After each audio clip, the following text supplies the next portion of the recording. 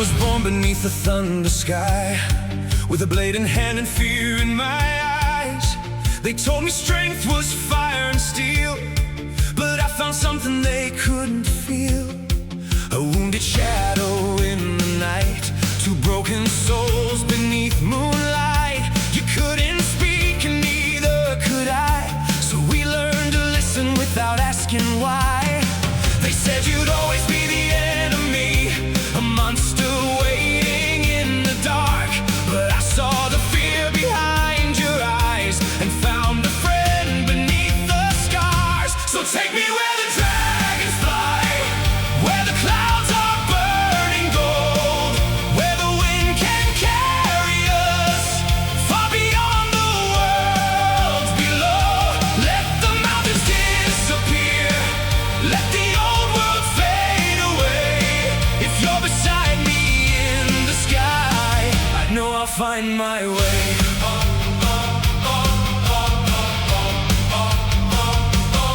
I lost the ground beneath my feet, then found a courage to believe. Every scar became a story, every fall taught me to breathe. They wanted warriors made of stone, but I discovered I wasn't alone. And every time you spread your wings, you showed me what freedom means. They called us weak, they called us strange, they said we'd never change a thing. But sometimes all it takes is one to teach a world how not to fear. So take me where the dragons fly, where the clouds are burning gold, where the wind can carry us far beyond the world below. Let the mountains disappear, let the old world fade away.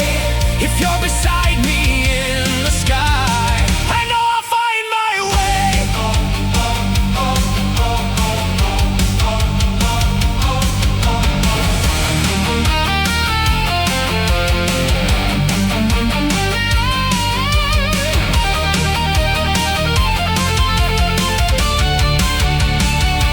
And if the darkness comes again, if every flame begins to rise, I'll stand beside you through the storm and never leave you to the night.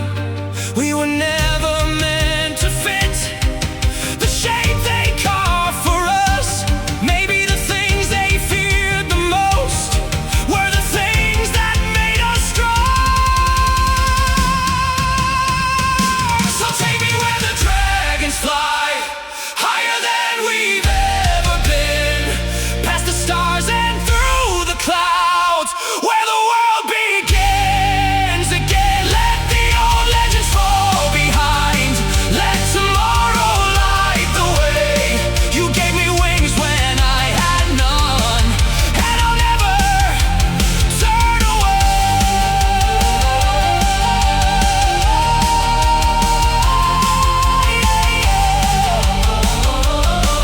So fly with me beyond the sky, when no one tells us who to be. You were never just a dragon, you were the one who set me free.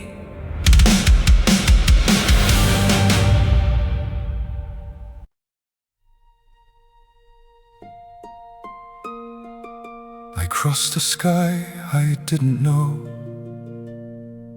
past distant stars and worlds below. And when the clouds began to part, I felt a strange pull in my heart. A village standing by the sea, where dragons soared wild and free. No armies marching through the night, no swords drawn at the sight of flight. I watched a boy look to the skies, with wonder shining in his eyes, and saw a dragon land nearby, as if they had no reason why they ever should have learned to fear the creatures flying over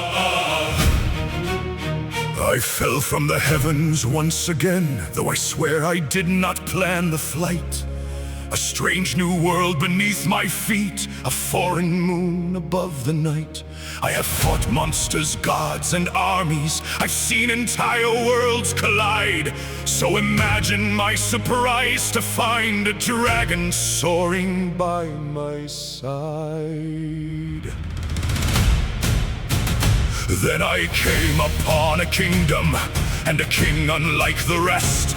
No mighty army at his back, no armor covering his chest. He looked at me and simply smiled, as though gods were nothing new. And I thought this should be interesting, so I asked him what kings do. He said a king should listen first, before he chooses war. I've heard that answer many times, but never quite like that before. He's a king without a hammer, and somehow he's still strong. He doesn't need a lightning storm to know when something's wrong. I've spent my life swinging Mjolnir, trying to protect the ones I love. But this king protects his people by choosing what he's fighting for. He told me dragons once were feared here, and men believe they must be slain.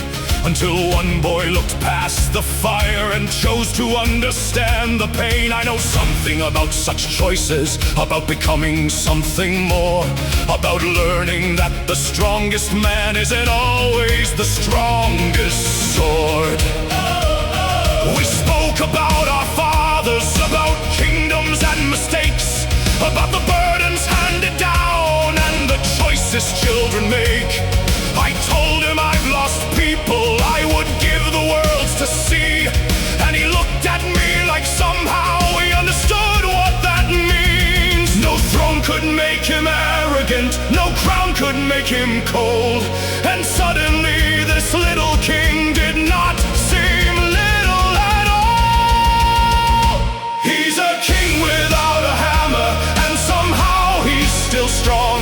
He doesn't need a lightning storm to know when something's wrong. I've spent my life swinging Mjolnir, trying to protect the ones I love. But this king protects his people by choosing what he's fighting for. I've been a prince who wanted glory, I've been a king who lost his way. I've watched Asgard fall behind me, I've watched my family fade away. I thought being worthy meant you had to lift the greatest weight. But perhaps it's not the strength to conquer that makes a ruler great. Perhaps it's knowing when to lower the weapon in your hand. Perhaps a king can change the future without ever making a stand. And perhaps this strange young ruler has taught an old warrior something new.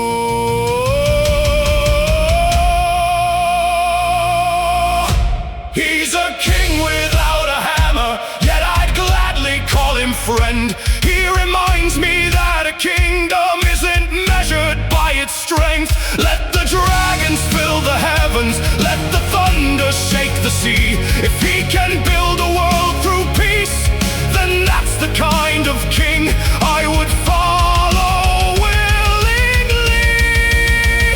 I've carried storms across the heavens, I fought battles without end. But when I leave this world behind me, I'll remember what he said. A king isn't great because people fear him. A king is great because people trust him. So farewell, young king of Katalis. Guard your people well. And if you ever need a god of thunder, you know where to find me. Just look for the lightning.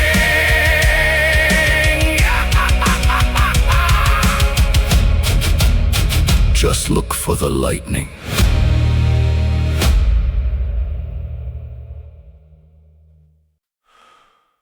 I woke beneath the foreign sky. and wondered why I was alive. I felt the ghost of that final night, Thanos' hand, my brother's eyes.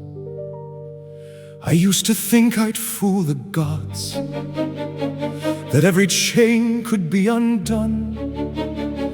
But every lie I told myself was one more battle I had lost. How many masks can one man wear before he can't remember what's beneath? I called ambition destiny, I called my fear a need to leave. I am the god who refused to die, still carrying ghosts I cannot hide. I chased a throne, I chased control, and nearly lost the better part of my soul. Now this strange world has given me a life I never thought I'd see. Perhaps surviving isn't victory, perhaps it's choosing who I'll be. I watched a king forgive his enemies, saw dragons trust the hands they feared. No army stood behind his crown, yet somehow everyone drew near. I thought a king was meant to conquer, to make the frightened bow and kneel. But Ezra showed me something harder, the strength to care enough to heal. And I remembered who I was, the boy who wanted to belong, who mistook being feared for power and spent so long pretending he was strong. I am the god who refused to die, but death is not the thing I fight. I fight the man I used to be, the one who thought love made him weak. If Thor can still call me his brother after everything I've done, then perhaps I haven't lost the right to become someone worth loving. Brother, how many times did you reach for me while I was reaching for your crown? How many chances did you give me when I was determined to let you down? I remember your face that night. There was no hatred in your eyes, only grief. And somehow that hurt more than any blade I've ever known. So if this life is truly mine, I will not waste another day trying to prove that I am worthy. I will simply choose to be better. I am the god who refused to die. No throne beneath me, no need to lie. Let the old Loki fade away, not erased but changed by every mistake. I have been a prince, a king, a fool, a brother lost beyond the rules. Now let the dragons fill the sky, let thunder roll and worlds collide. I don't know where this road will end, but I know who I'll stand beside. I was Loki, I am Loki, but for the first time, I think I know who that means.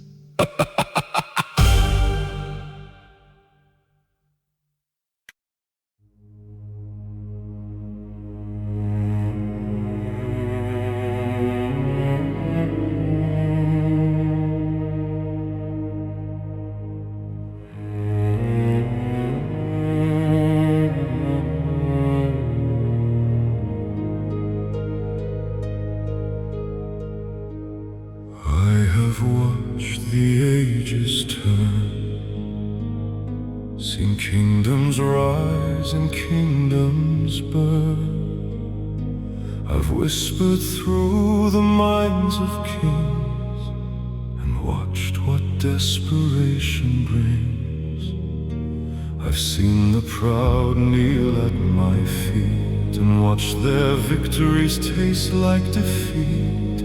Yet now I stand beneath the sky, where shattered worlds have learned to collide.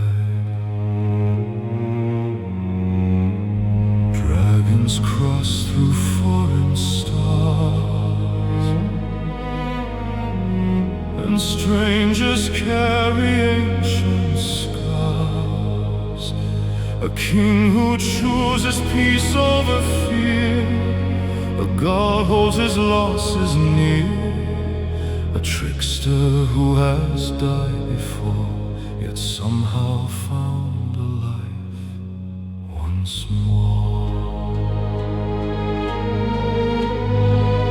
How curious, how beautifully flawed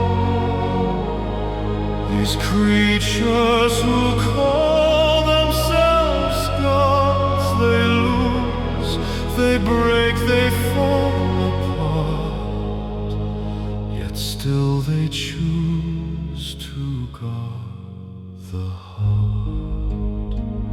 I have seen worlds break, I have watched the heavens bleed, I've watched the powerful take everything and call their hunger destiny. But these fools still stand together, though their scars have not all healed. Perhaps the greatest power in existence is the choice to never yield.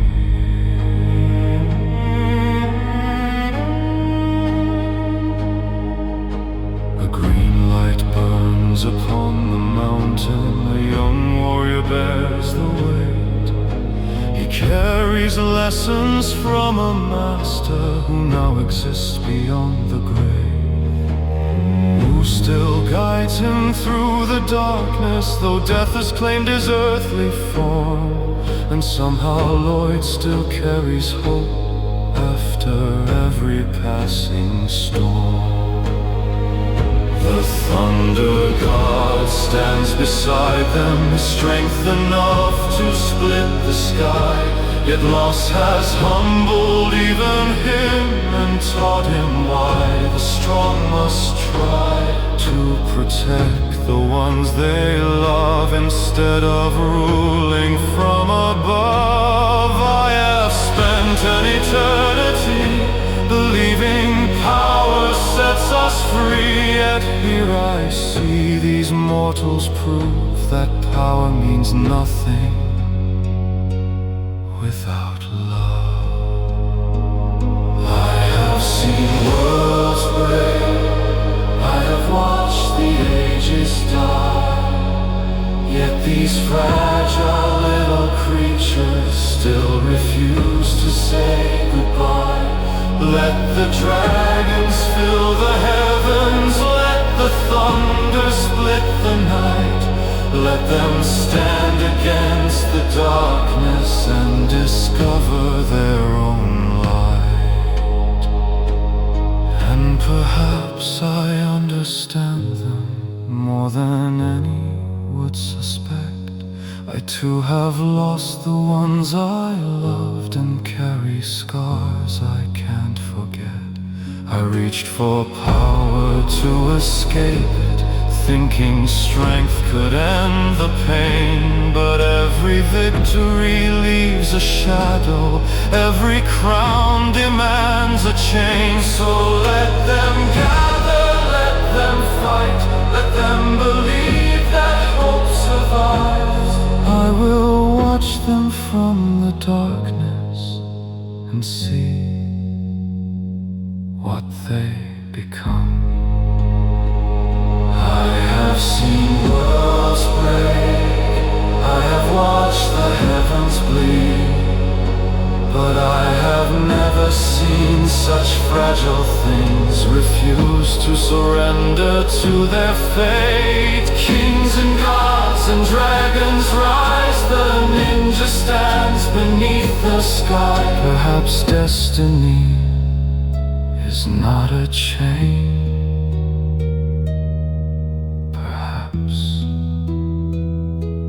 it is a choice.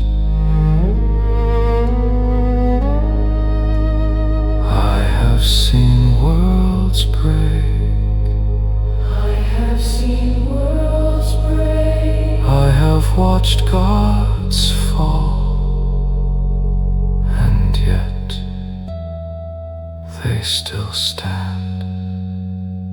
How fascinating.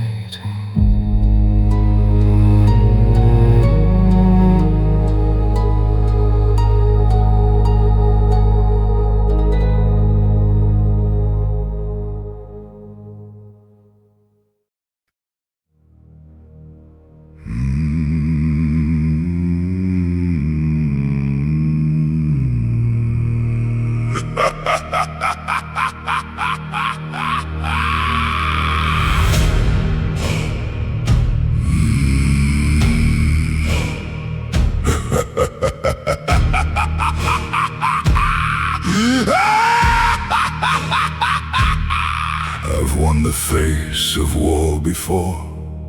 I've stood where mercy meant no more. I felt the darkness take control and nearly lose my heart and soul. I know what happens when we choose to answer fear with something cruel. So listen now before you fight. Peace isn't weakness, peace is might.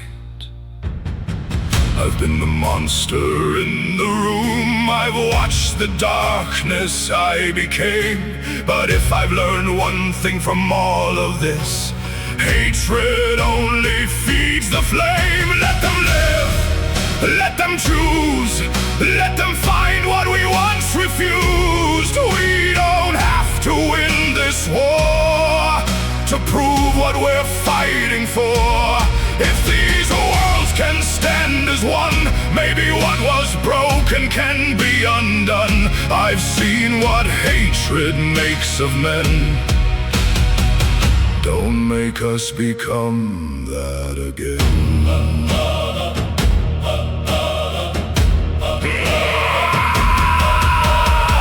I know the cost of being feared, of watching everyone disappear. I thought that strength meant standing tall, never bending, never falling at all. But strength can mean you lower your hand and give another room to stand. I've learned that lesson far too late. Don't make them learn it through our hate. I've been a father, I've been lost. I've learned what love is worth the cost. And if we have a chance to mend, why would we choose this war again? Let them live, let them choose, let them build what we once refused. We don't have to erase the past to make the peace we're fighting for last. If these worlds can stand as one, maybe what was broken can be undone. I've seen what hatred makes of men. Don't make us become that again. I won't pretend the scars aren't there. I won't pretend that life is fair. But if we turn our pain to war, we'll only make more scars than before. Someone has to break the chain. Someone has to choose peace over pain.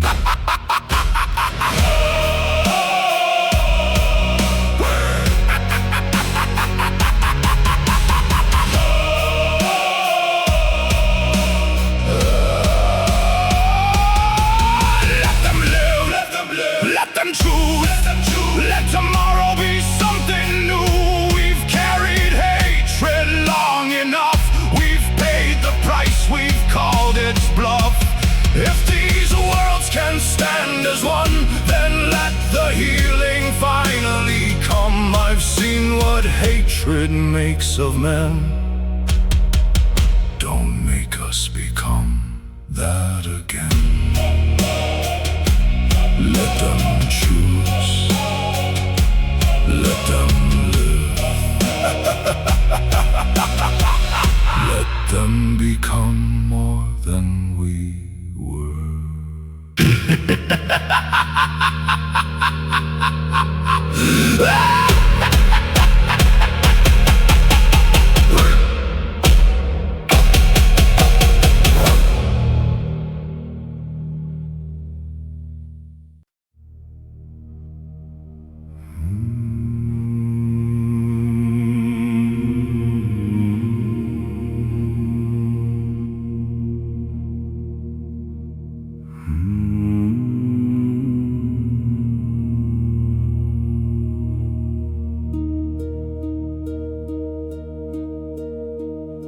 speak of peace as though it heals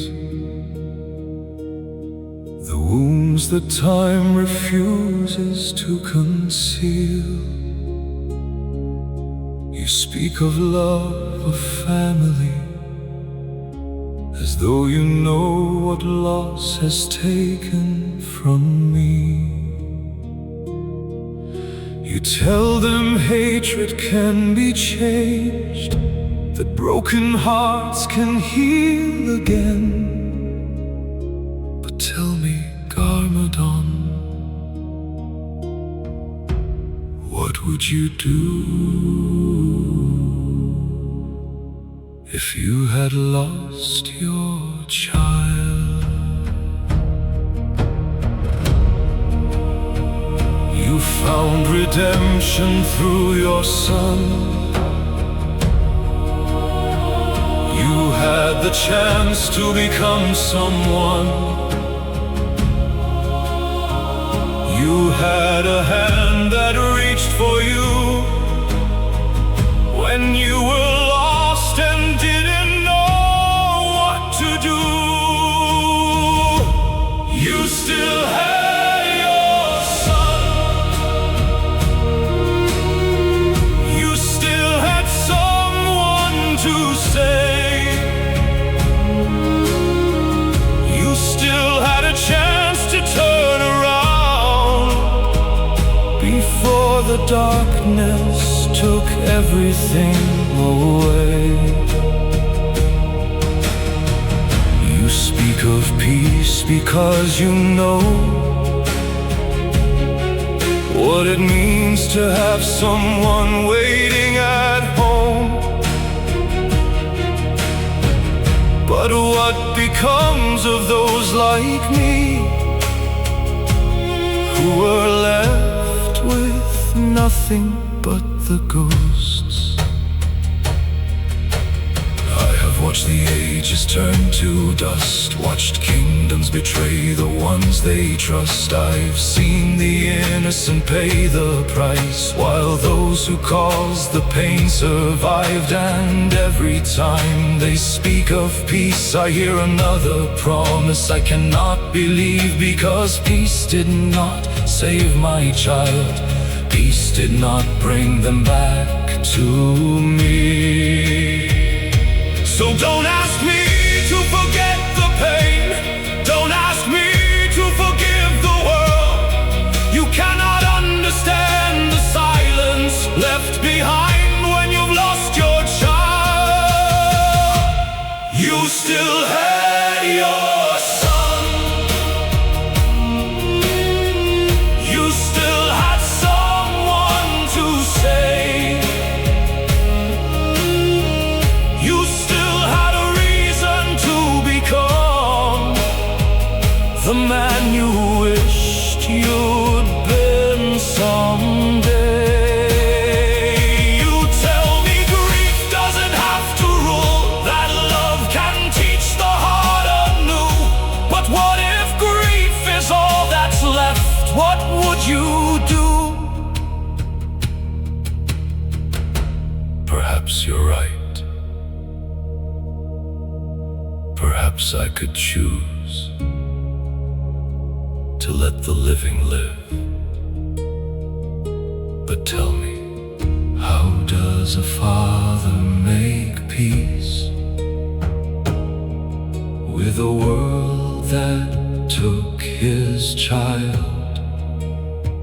How do I look at another father and not see everything I lost? I spent so long believing that pain must have a price, that someone must answer for it, that suffering demands suffering. Maybe that's the lie. Maybe revenge cannot return what was taken from me. You still had your son, And perhaps that is why you know that love can survive the darkness. that broken hearts can still let go. I cannot promise I forgive. I cannot promise I forget, But perhaps the living deserve a future that my child never got to see. You still had your son, I did not. and perhaps That is the difference between you and me.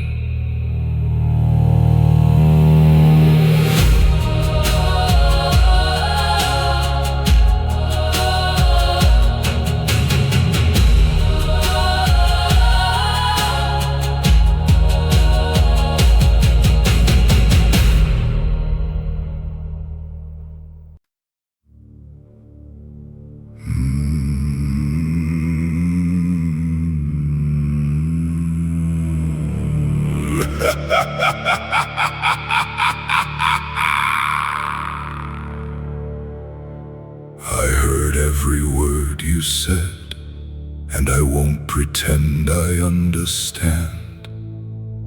The empty place beside your heart, or the child taken from your hands.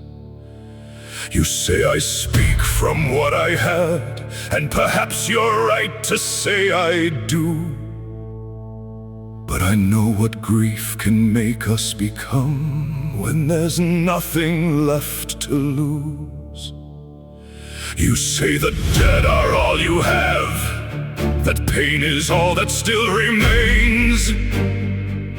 But look around you, our votes, there are still lives that bear your name. Don't lose her too. Don't let your grief decide for you. You couldn't save the one you loved, but must you lose the living too? I know the darkness calling you. I've heard it whisper like you do. You think revenge will fill the void, but it will only take what's left of you. Remember Claudia, remember the child who followed you, the one who reached into the darkness because she believed there was good in you. She carried love through every shadow, even when the world told her to run. So tell me, if you destroy tomorrow, what happens to everyone? I know what it means to hurt the ones who only wanted you to stay. I've won that crown of anger too, and watched the people I loved walk away. Don't lose her too. Don't let your grief decide for you. You couldn't save the one you loved, but must you lose the living too? I know the darkness calling you. I've heard it whisper like you do. You think revenge will fill the void, but it will only take what's left of you. I won't tell you to forget. I won't tell you not to grieve. Some wounds don't disappear just because we choose to believe. But grief is not a commandment. Pain does not have to be your throne. You can carry what was taken without making everyone alone. I became the monster once. I know exactly where that road goes, and I am telling you now, don't walk it. Don't lose her too. There's still someone reaching out to you.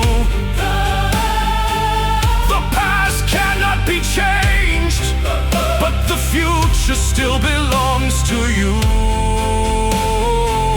You lost a child you couldn't save, and I will never call that pain small. But if you turn your grief to vengeance, you'll lose every child you have left to call. I know you lost someone, so did I. But I refuse to let the dead take everyone else with them. Remember Claudia, remember why she stayed, and choose what you do next.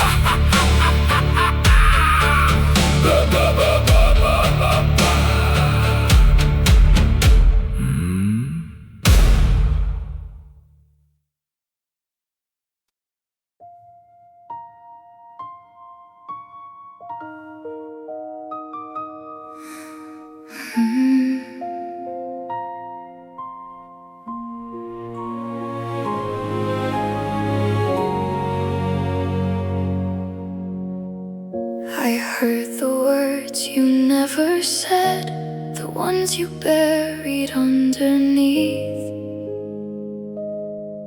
your rage.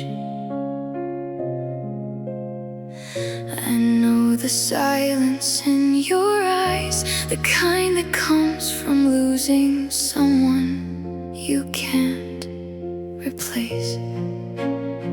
And if you think I don't understand, then maybe you don't know me anymore. I've walked beside you through the darkness. I've seen what grief can turn us toward. You say the world took everything, you say there's nothing left to say, but I'm still standing here beside you. So don't tell me I'm already gone. I know the pain inside your heart, I know the name you cannot say. But if you love me like you say you do, don't let that love become a cage. Don't make me your reason to burn the world away. Don't turn my love into a weapon. Don't make me the price they pay. If you lost someone you loved, I won't tell you to forget, but I'm still here, I'm still alive. Don't lose me yet.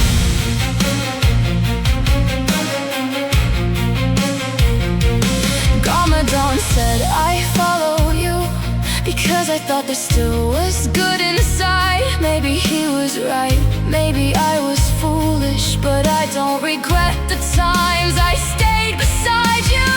I saw the loneliness you carried, the centuries beneath your eyes. I thought if I could stand beside you, maybe neither of us had to be alone. But now I see the path you're walking, and I don't know where it ends. If revenge is all that's left of you, then who am I standing beside? You taught me never to surrender, to fight for what I believe is true. So listen when I say this now, I won't surrender you to your grief. Don't make me your reason to burn the world away. Don't turn my love into a weapon. Don't make me the price they pay. If you lost someone you loved, I won't tell you to forget, but I'm still here, I'm still alive.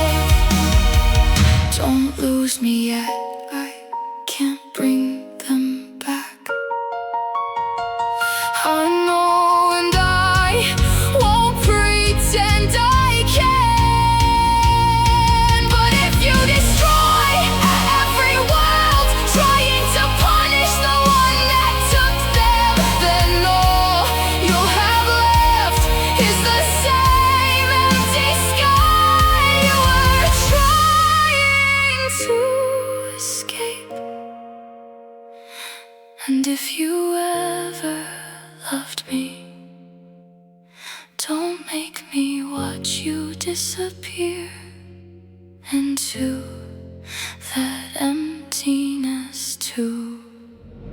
Don't make me your reason to become what you hate. Don't make my name another chain wrapped around your fate. I know you lost someone you loved, and I know that pain won't end. But if there's still a part of you That remembers who you were, let me reach it again. you don't have to forget them. You don't have to stop loving them. Just don't make me lose you too. I'm still here. So please, choose me. Choose yourself. Choose to stay.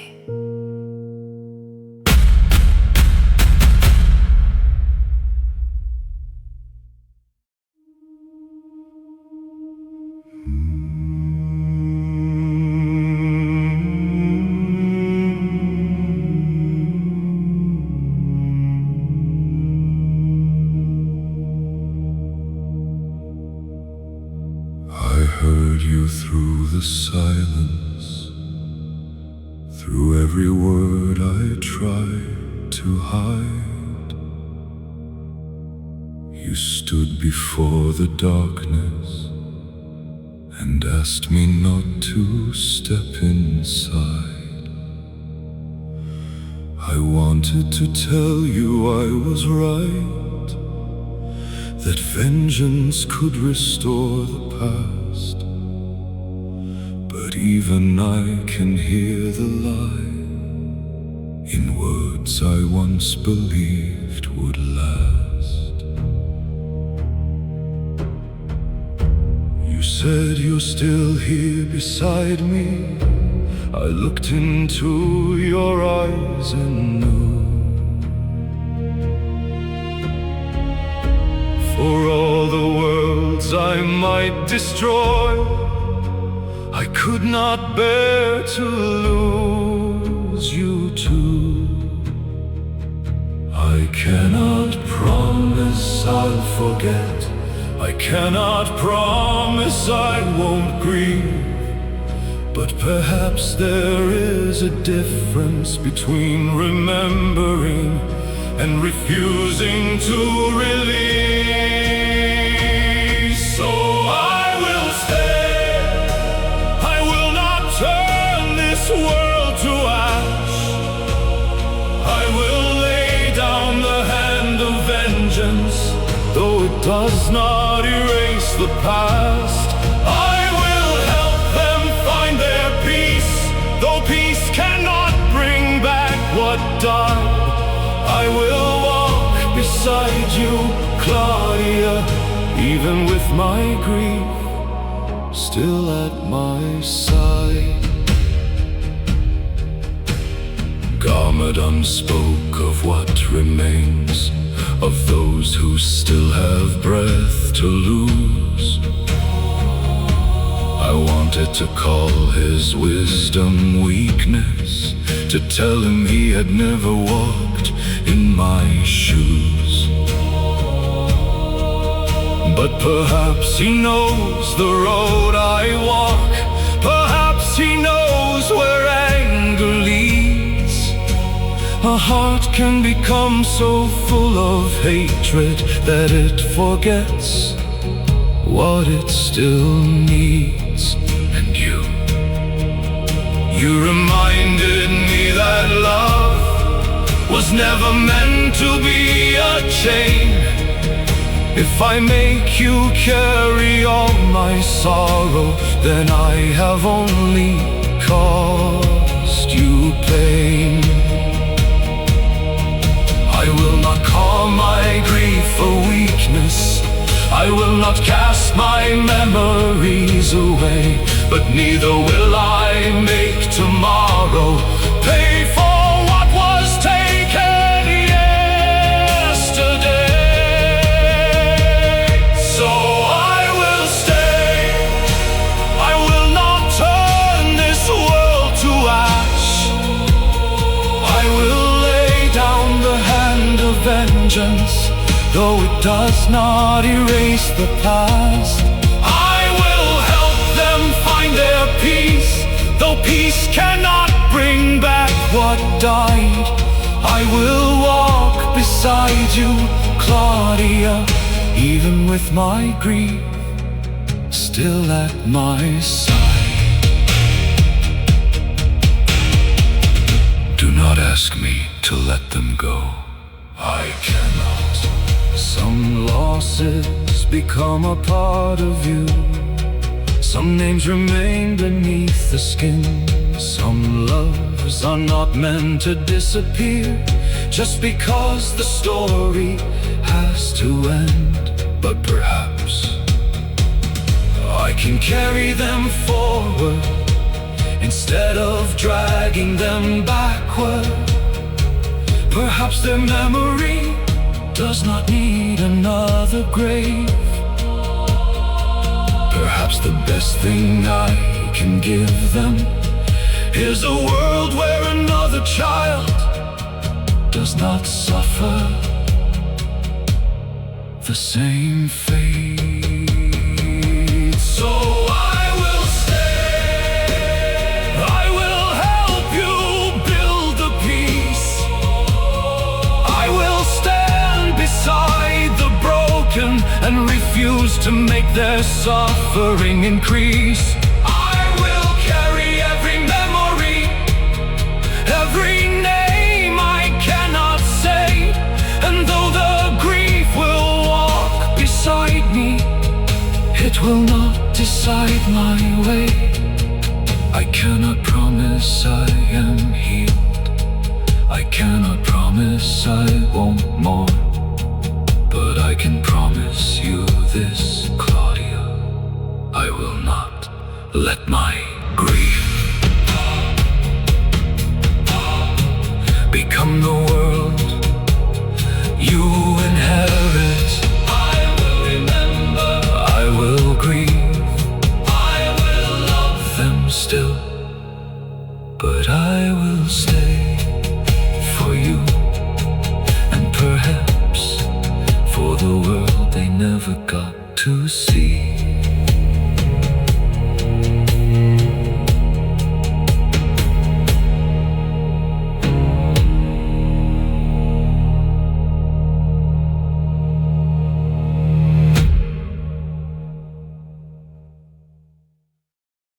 Okay, stop. Wait a second. Can somebody explain this to me? Because yesterday was relatively normal, and now there's dragons in the trees. There's a king from somewhere called Catullus. A thunder god just split the sky. His brother's making sarcastic comments, and I don't even know why. And then there's Aravos. Of course there's Aravos, because apparently my life wasn't complicated enough. I was supposed to save the realms, keep the dragons safe, follow Wu's advice and somehow find my way. But now I've got a god, a king, a trickster, and a ghost. Wait, how did I get involved in this? Who thought this was a good idea? Why is everyone so dramatic? Why are dragons flying here? I was ready for a normal crisis, something I could actually explain. Now Thor's throwing lightning around and Loki's judging everyone again. Wait, how did I get involved in this? Ezra's trying to make peace, which honestly I understand.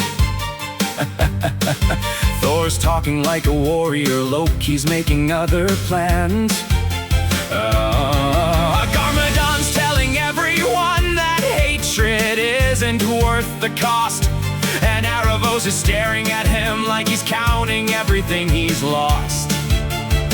Claudia's trying to hold them together, who is somehow floating through the wall.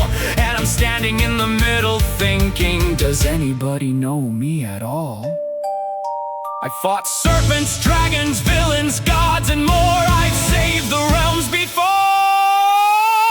but this is different. Wait, how did I get involved in this? When did this become my fight?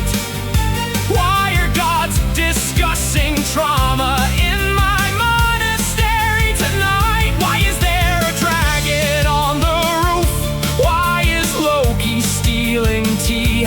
And why does everyone keep saying that they're counting on me? Wait, how did I get involved in this? Ooh? Yes, Lloyd. Did you know this was gonna happen? Of course not. You're a ghost. That does not make me omniscient, right? Fair enough. But seriously, where did they come from? Now there's thunder in the heavens, dragons circling the moon, a king negotiating peace, and apparently we're doing this soon. Erebos is reconsidering, Garmadon wants to help, Loki somehow being reasonable.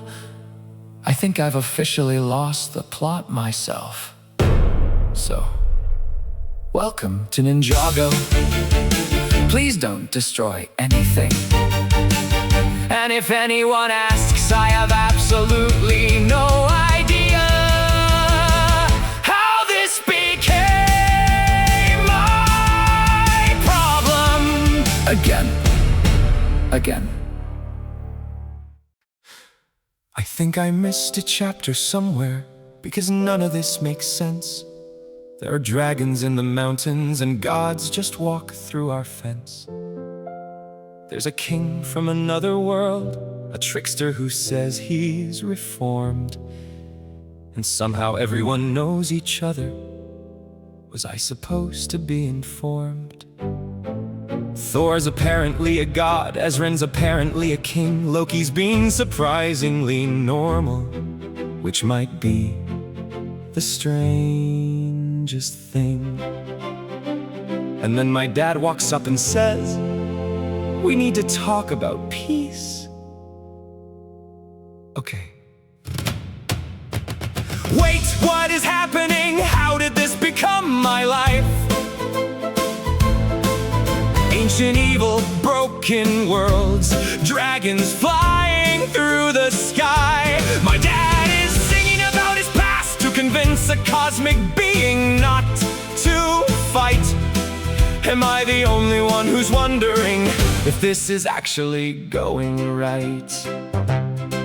Erebos doesn't look impressed, Claudia's standing by his side. Everyone keeps talking like they've known them all their lives. I'm trying to follow every word, but every story makes it worse. Someone lost a child somewhere, someone's trying to break a curse. And then my dad starts talking about the person he became, about anger, pain, and family, like this is some therapy game. I mean, I love my dad, I really do. But is singing really how we're solving this? Wait, what is happening? How did this become my fight? Why is Garmadon confronting Erebos with a song about his life? I was expecting an invasion, maybe monsters, maybe war. Instead, my dad is giving speeches while a star elf stares at the floor. And somehow Erebos is listening. I don't know why he hasn't left. Claudia looks like she's conflicted. I think she's trying to help. Thor's standing with Ezran. Loki's watching everything. Wu is floating through the room like this is just another evening. I turn around and ask my father, do you know what you're doing? He says, I'm trying to help. I say, by singing. He says, yes. Right. I have fought armies, I fought dragons, I fought things beyond belief. I've watched entire realms collapse and somehow made it through. But nobody prepared me for my father singing therapy to an ancient star-touch elf who apparently lost his child too. I don't even know what the rules are anymore. Wait, what is happening? How did all of this begin? I came here to protect my world. Now I'm somehow caught within. A king, two gods, a bunch of dragons, my father Claudia, and an ancient evil. Having an emotional conversation in the middle of my home. And somehow it's working.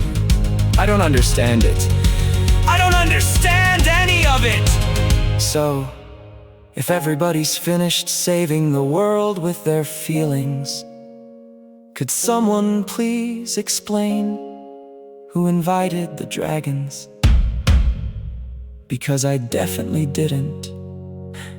And why is Loki drinking my tea?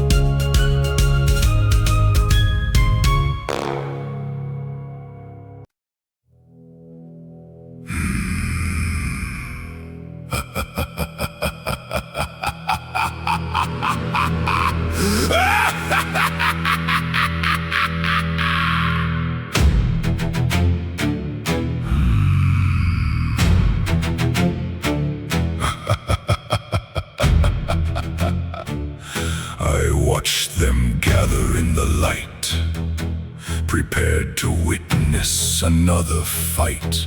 The ninja stood where they always stand, defending yet another land. But then I saw the dragon's wings and heard the thunder of foreign kings. A child who wears a crown with ease, and a trickster speaking through the breeze.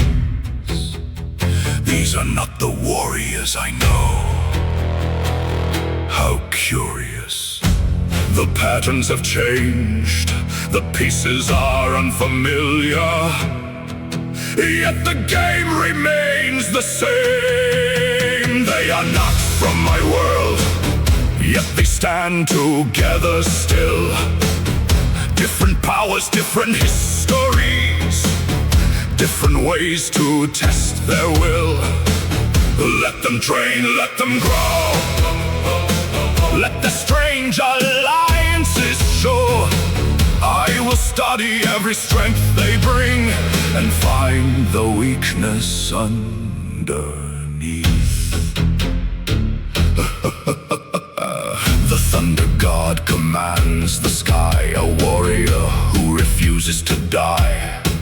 His brother hides behind a smile, calculating every move and mile. The young king rides beside a dragon, while Garmadon teaches restraint.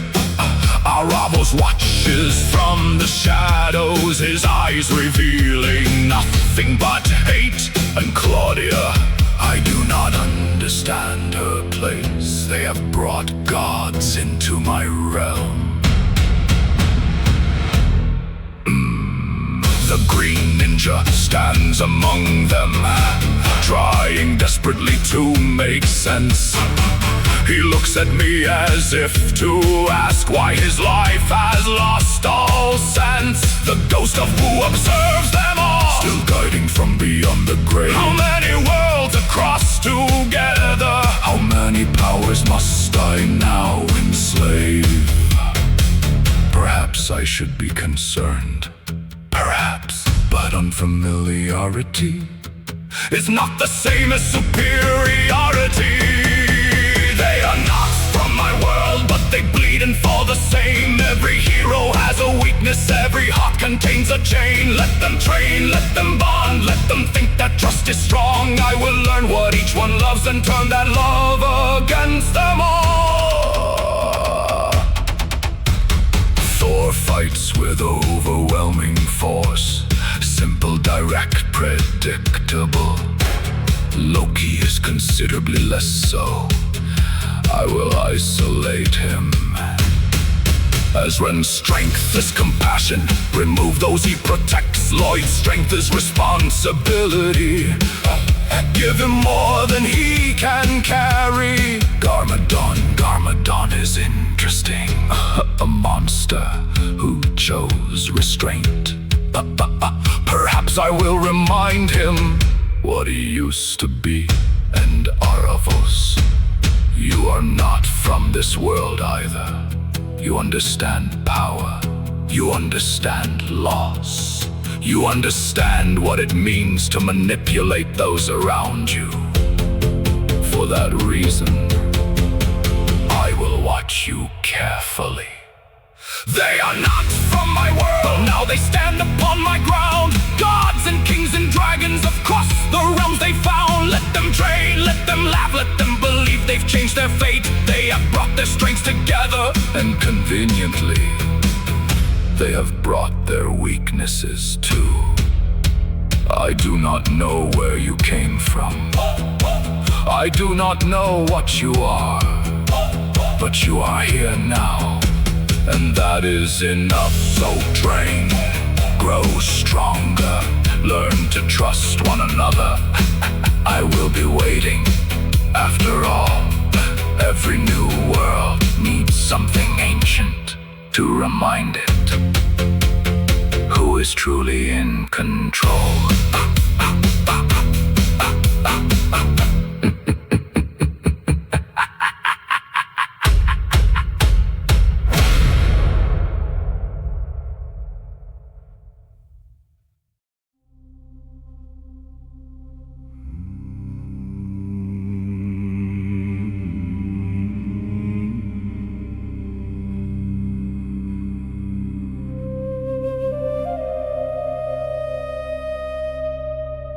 So this is the darkness of your world.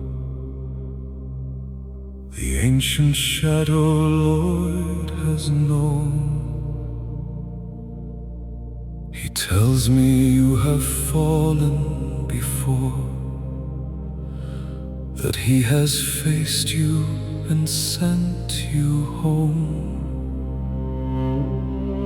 A creature forged from nothing but night, a consciousness born without a heart. You call yourself the darkness itself. How very familiar we are. I know the language that you speak. I know the silence in your mind. I know the hunger underneath, the power you believe is divine. Darkness knows its own.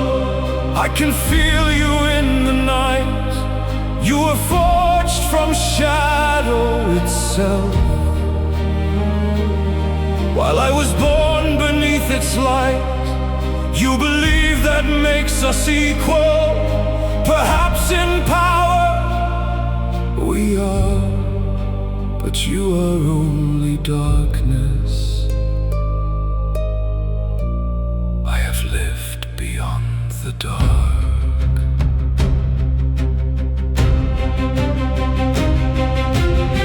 Lloyd tells them what you are, and I listen carefully. He speaks of battles fought before, of how you nearly broke his destiny. You learn your enemies through fear. You turn their weaknesses into chains. You believe understanding someone means knowing how to make them break. But you have never understood what it means to lose something you love. You are darkness without memory. You are power regret. You have never held a child's hand and wondered what you could not protect. Darkness knows its own. I know exactly what you are. You were born from endless shadow. I became something darker still. You can study every weakness. You can learn the hearts of men. But there is one thing you cannot understand: why the broken choose to love again. I will not underestimate you. That would be beneath me. Your power is ancient. Your patience is considerable, and your mind is almost familiar. You calculate every movement. You anticipate every fear. You believe that if you understand us, you have already won. But you made one mistake. You assumed I think like you. I know how darkness thinks, because I have been there. I know how it whispers. I know how it tempts. I know how it convinces the wounded that destruction is the only honest answer. And I know how to turn that thinking against itself. You will expect rage. You will expect fear. You will expect fear. You will expect me to become the monster you recognize instead. I will become something you cannot predict. You were born without a child. I was not. You have never known the terror of watching someone you love disappear. You have never felt the silence where their voice should still be. I have, and that grief changed me. Not enough to make me innocent, but enough to make me dangerous in ways you cannot comprehend. Because you will try to take my grief and make it your weapon. You will remind me what I lost. You will expect me to break. And when I don't, you will finally understand why I am not afraid of you. Darkness knows its own, and I know what makes you strong. I know exactly what you are, and exactly where you are wrong. You are darkness without a heart. I am darkness that has loved, and that difference will be your undoing. You should be afraid, Not because I am stronger, but because I understand you. I know what you will do. Before you do it, I know what you will think. before you think it, And when you look into my eyes, and see that I am not afraid, you will realize something you have never experienced before: doubt. darkness knows its own. So come and show me what you are. Bring your ancient power. Bring your endless night. Bring every shadow you've become. I will meet you there. But remember this: you are darkness. I have known darkness, and I have survived it. So come, Overlord. Let us see which darkness Truly understands the other. And when you finally realize that you cannot break me, I wonder, will you be afraid?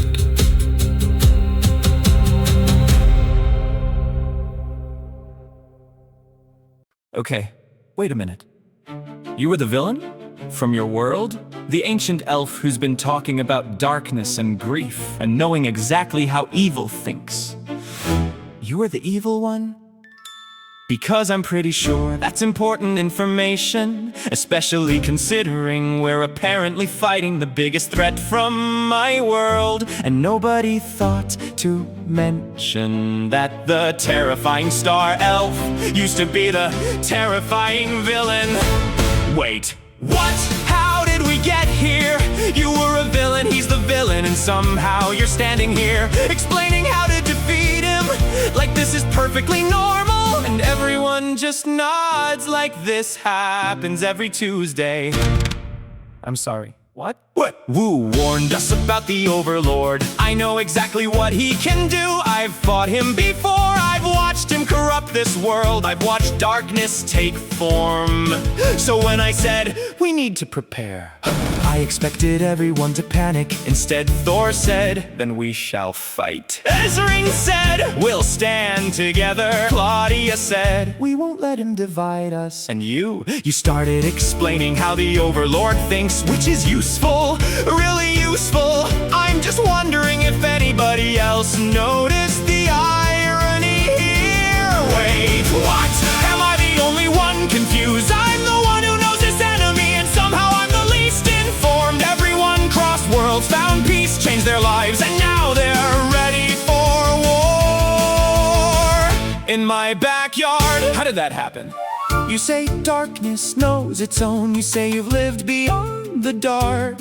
You say you understand him because you've carried the same kind of heart. And maybe that's true, actually. I think I understand a little of what you're saying. You were someone else once. You did terrible things and somehow you changed. That's something I understand. My dad did too. Maybe that's why I'm confused, because I keep looking at all of you and seeing people who should be enemies.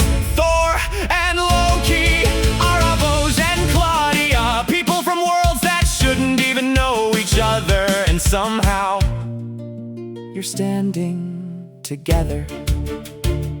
Then I look at Aravos, the ancient being who just told the ancient evil that he's not afraid. And I'm thinking, should I be impressed, terrified, concerned? Probably all three. Because if you're right about him, and if you're really capable of thinking like the Overlord, then maybe having you here isn't the worst thing that could happen. Actually, it might be exactly what we need. But there's still one problem. Nobody has explained why all of you are fighting a battle that belongs to my world. Wait, what? How did you all decide that you're fighting my enemy? Before I even knew you had arrived, I should be making the plan. I should be calling the team. Instead, I'm standing here, watching an ancient elf give tactical advice about the Overlord. This is insane. And where are the ninja? Seriously, where are they? Kai would have questions. Jay would probably be panicking. Naya would already have a plan. Cole would somehow be carrying half the equipment. And Zane would probably understand what's happening, which would be really helpful right now. So, where are they? Wait, what? I leave for 5 minutes and suddenly the world's gone strange. New friends from different worlds have completely rearranged everything I thought I knew. An ancient darkness is coming. An ancient elf says he can stop it. My father's trying to keep everyone peaceful. Thor and Loki are trying to kill each other. And somehow I'm the one who's confused. So just to make sure I've got this right, you're the former villain. He's the ancient darkness. We're all fighting him together. Nobody knows where the ninja are. And somehow I'm supposed to be in charge. Yeah, this is going to be a long day. Yeah.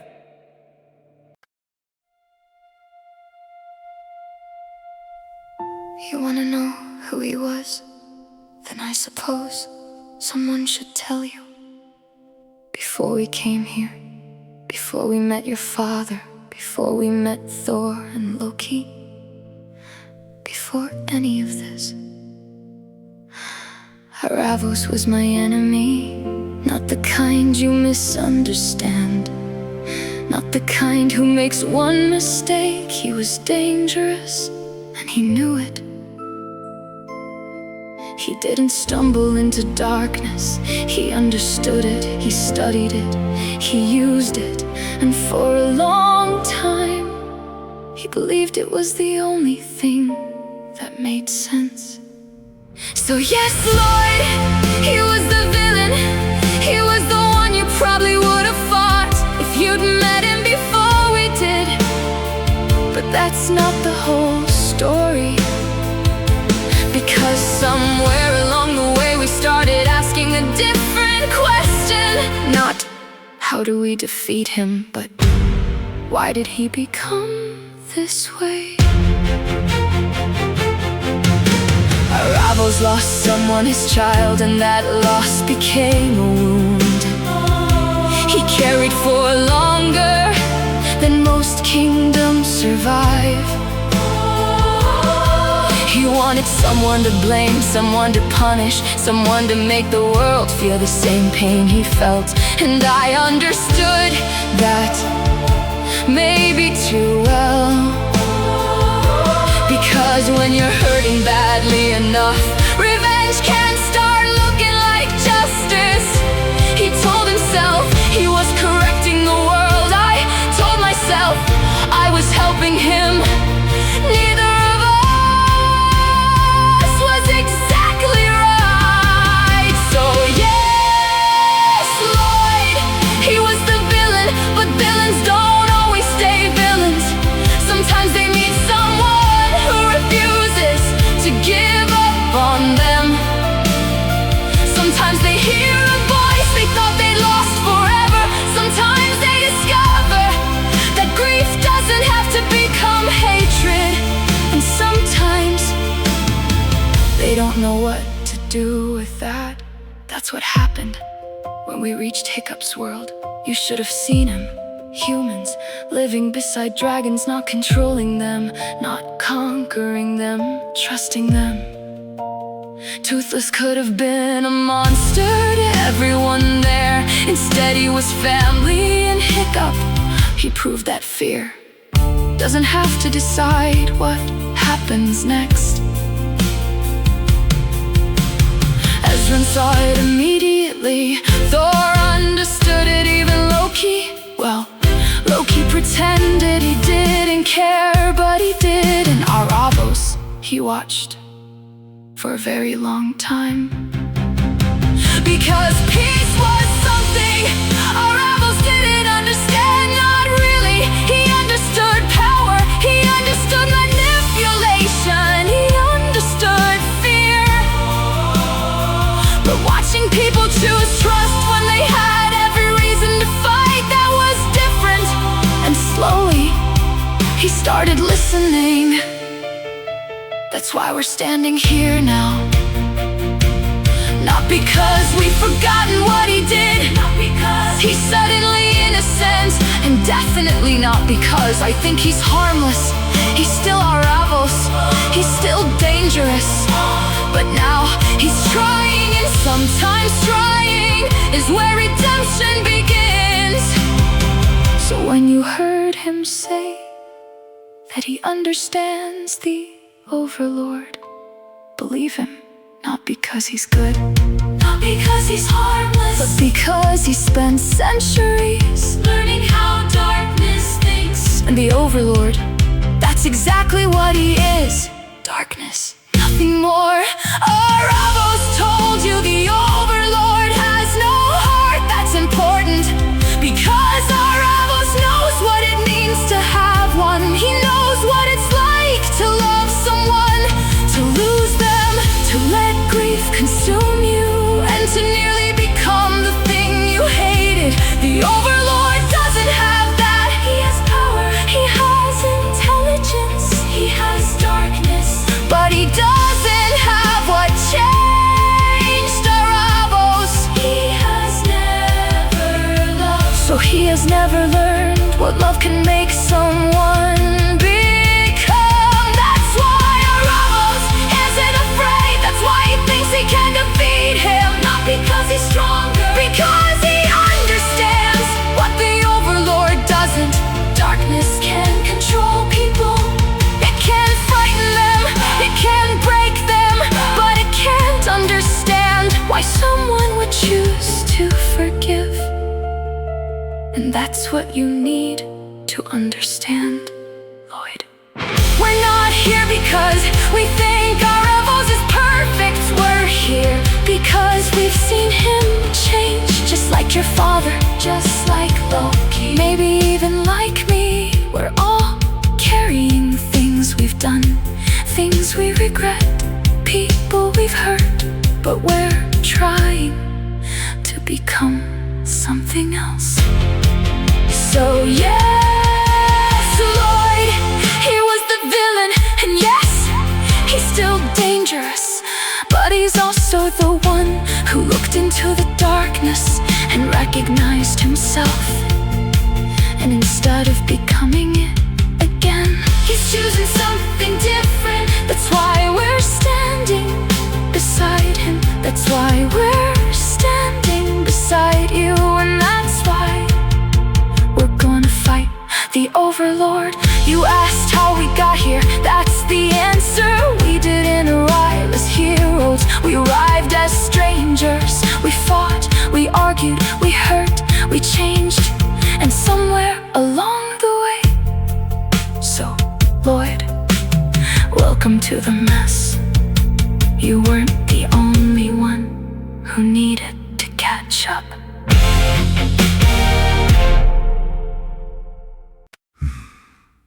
Well, since we're apparently explaining everyone's history now, I suppose it's my turn. You asked how Thor and I can stand beside one another after everything we've done. The short answer? We are brothers. The longer answer is considerably more complicated. Yes, I have betrayed him. Yes, I fought him. Yes, there were times when I genuinely wanted him dead, but that was before. And gods have a rather strange definition of family argument. So when you see us fighting, don't immediately assume we're trying to kill each other. Sometimes Thor throws me through a wall. Sometimes I throw him through a mountain. Sometimes we threaten each other with spectacularly creative violence. But we're brothers, and unfortunately for everyone nearby, we're very difficult to kill. You see, Lloyd, there's something you should know about us guardians. We heal quickly, very quickly. Bones mend, wounds close, broken things become someone else's problem. Usually, whoever owns the building we just destroyed. So when Thor and I fight, we don't have to hold back. And believe me, we don't. To you, it probably looks like two gods trying to murder each other. To us, it's Tuesday. We don't always mean the things we say. Thor calls me a coward, I call him a brute. He tells me to surrender, I tell him to try harder. Then one of us gets thrown across an entire battlefield, and 5 minutes later, we're standing beside each other again. That's brothers. At least, that's how we do it. But don't misunderstand me, there was a time when those fights weren't playful. I wanted his throne, I wanted his place. I wanted the world to finally look at me and see something worth fearing. Thor was the obstacle, so I tried to destroy him, and he tried to stop me. Those weren't jokes, those were wounds neither of us knew how to heal. But something changed, I did. Or perhaps I finally stopped running from what I had become. I learned that being Thor's brother didn't mean I had to stand in his shadow. And Thor learned that saving me didn't mean pretending I had never hurt him. We had to forgive each other, not forget. forgive. So now when we fight, sometimes we actually are fighting. Sometimes we're testing each other. Sometimes Thor is being Thor, and sometimes I'm simply irritating him because it's remarkably easy. But underneath all of it, there's something you haven't noticed yet. Trust. He trusts me, and I trust him, which is considerably more terrifying than any sword or hammer. Because if the Overlord tries to use our history against us, he'll find out that our history is exactly what made us stronger. So when you see us fighting, don't assume we're enemies. We're brothers, we argue, we compete. We occasionally attempt to throw each other into the sun. But when the real darkness comes, we stand together. Because I've already learned what it's like to lose my brother.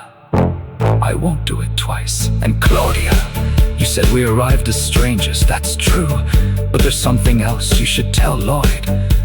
The people who changed us don't have to stay beside us for their lessons to remain. Hiccup taught us that a human and a dragon showed us something Thor and I took centuries to learn. You don't have to destroy what you don't understand. Sometimes you just have to listen. And perhaps that's why we're here now. Why our vows can stand beside the people he once opposed. Why Claudia can believe someone dangerous can still change. Why Ezrin keeps choosing peace while your father keeps trying to protect it. And why Thor and I are still standing together. We learned that enemies don't have to stay enemies forever. So Lloyd, you wanted to know why we're fighting beside you. Now you know. Thor isn't my enemy, he is my brother. And if you ever see us trying to kill each other, don't panic unless the sky catches fire. Then perhaps panic a little, but understand this. When the real battle comes, there won't be two gods fighting each other. There will be two brothers fighting beside you. And one last thing, you keep asking where everyone came from. You keep asking why all of us are here. Perhaps you should stop asking where we came from and start asking why we were brought together. Because something tells me the Overlord isn't the only thing you need to worry about. And yes, that was intentionally ominous. You're welcome. You're welcome.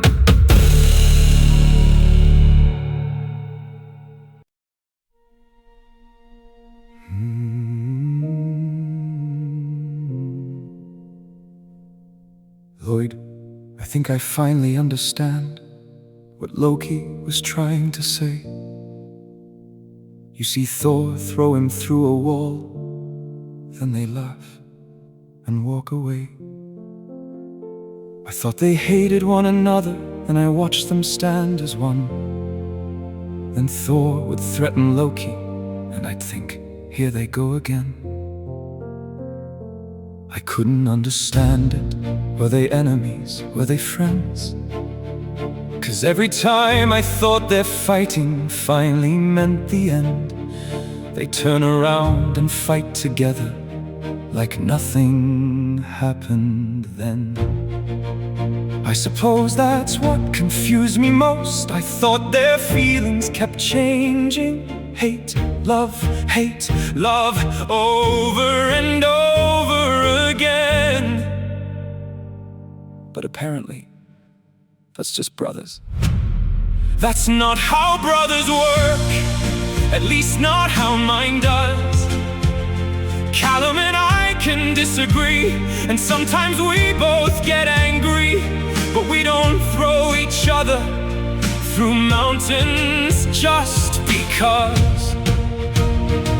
We argue, we forgive, we hurt, we heal, but underneath it all I always know exactly how he feels. That's what being brothers means to me. Callum was there when I was younger, when I didn't know who I would be. He taught me how to stand my ground when the world was frightening me. And I've learned that loving someone doesn't mean you never fight. It means that even when you're angry, you don't stop seeing their light.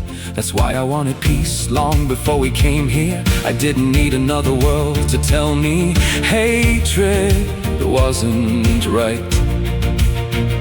But then I saw a human stand beside a dragon, and something clicked. Not because it taught me what peace was, but because it showed me that peace could actually exist. That's not how brothers work, at least not how mine does. Thor and Loki fight like enemies, then stand together like they never were. I thought they were changing from love to hate and back again, but now I understand they're brothers, and somehow that's enough to explain it. I thought every time Loki reached for Thor's throat, he actually meant it. I thought every time Thor raised his hammer, he'd finally lost his patience. And then they'd stand together against someone else without hesitation. I kept thinking, how do they do that? How can you hurt someone and still trust them? How can you fight someone and still protect them? Maybe that's what brothers are. Not never hurting each other, not never disagreeing, but knowing where the line is, knowing that underneath every argument, every mistake, every terrible decision, there's still love. I understand that part. I just don't understand the throwing each other through buildings parked. Callum and I had our own battles, not like Thor and Loki. Ours were quieter, sometimes they hurt more. We had moments when neither of us understood what the other was trying to say. But I never wanted him gone, I never wanted to win, if winning meant losing him. Maybe that's why peace has always mattered so much to me, because I've seen what happens when people stop listening, and I've seen what happens when they finally do. So when I met Hiccup, I didn't suddenly learn to believe in peace. I already did. He just showed me that belief wasn't impossible. That's not how brothers work, at least not how mine does. But maybe that's the point. Maybe every family has its own way of showing love. Thor and Loki fight, Callum and I talk. Some people need distance, some people need forgiveness, but the important part is that they come back. And that's what I see when I look at all of you, Aravos and Claudia, Thor and Loki, Lloyd and Garmadon. People who have hurt each other, people who could have walked away but didn't. Maybe that's why we're here, not because we all understand each other's worlds, but because we're learning to. That's not how brothers work, at least not how mine does. But I don't think I need to understand every part of it, because when Thor stands beside Loki, I can see the truth beneath the fighting. They love each other, they always did, even when they forgot. And maybe that's enough. So Lloyd, if you ever see Thor throw Loki through a mountain again, don't panic, apparently that's normal. I still don't understand it, but I think I understand them. And maybe that's what matters most.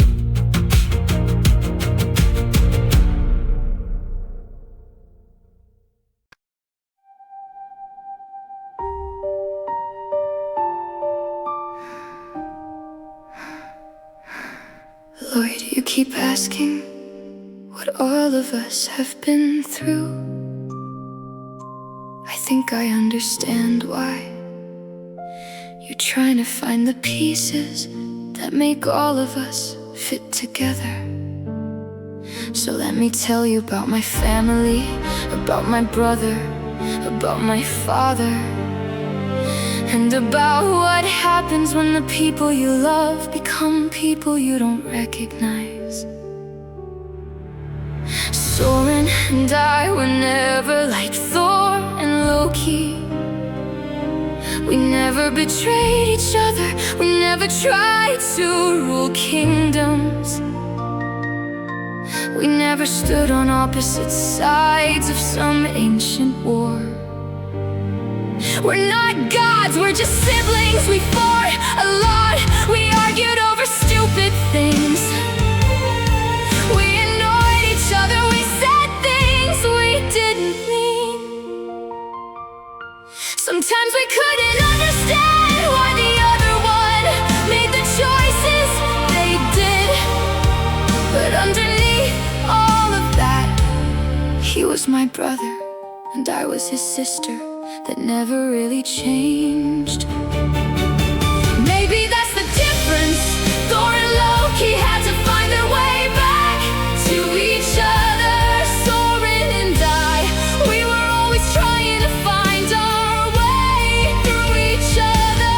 That's what family became to me. Not something simple, not something perfect. It's the person who can make you furious and still be the person you'd run toward when they were hurt. It's the person you argue with until neither of you remembers what started the fight.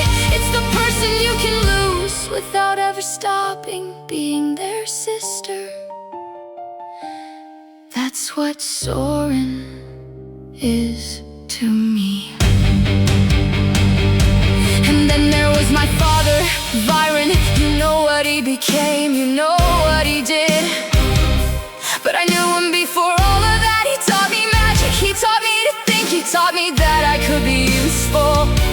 He made me believe that I could do impossible things, and I loved him even when everyone else was afraid of him, especially then. I kept believing there was something good left inside him. Maybe there was, maybe there wasn't, but I couldn't stop looking because he was my father. And that's where you and I are alike. Lloyd, your father became someone you didn't recognize. Mine did too. You looked at Garmadon and wondered if the man you loved was still somewhere inside him. I looked at Byron and wondered the same thing. You wanted your father to come back, I wanted mine too. And maybe that's why I understand you.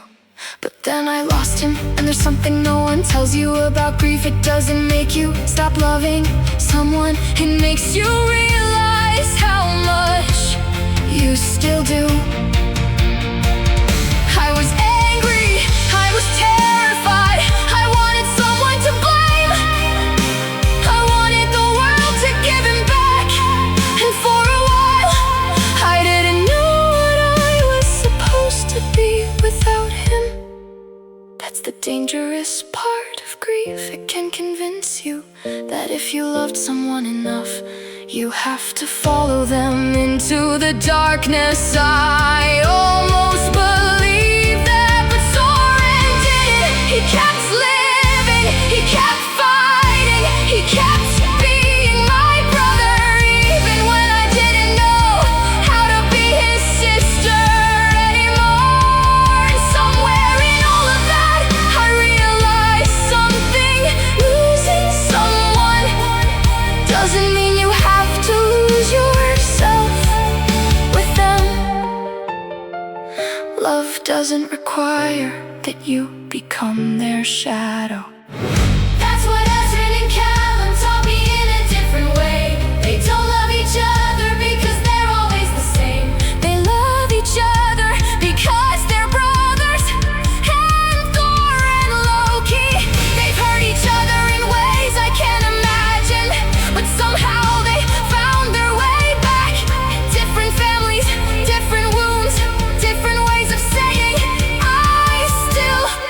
of you. And then there's you, and don't have a brother, you don't have a child. You have your friends, your team, the people you chose, and your father, a father who's trying to become someone better. Maybe that's why all of this feels so strange to you. You're seeing every kind of family you've never had. You're watching us and trying to understand why we keep choosing each other. But maybe you don't need to understand it all. Maybe you've already been doing it. You called your friends your family long before any of us arrived. That's what family became to me. Not blood, not perfection, not some promise that we'll never hurt each other. It's choosing to stay, it's choosing to forgive, it's choosing to believe someone can become better without pretending they never did wrong. It's Soren, it's my father, it's you and Garmadon. It's Doran, Loki, it's Ezrin and Callum. It's every broken, beautiful thing we've become. I used to think family was something you were given. Now I think it's something you keep choosing. Sometimes you choose your brother, sometimes you choose your father, sometimes you choose the people who aren't related to you at all. And sometimes you have to choose yourself. So when you look at us, Lord, don't look for one answer. We're not one kind of family, we're all different. Soren taught me that love can survive arguments. My father taught me that love can survive. So when you look at us, Lloyd, don't look for an answer. We're not one kind of family, we're all different. Soren taught me that love can survive arguments. My father taught me that love can survive arguments. Soren and I used to look at all of you and wonder how you fit. Different worlds, different lives, different reasons you were here. Thor spoke about his brother, Loki answered in his way. I thought they hated each other every time they chose to fight. Then I learned what brothers meant when you've lived that long together. Sometimes love looks like a battle, sometimes fighting means you're still there.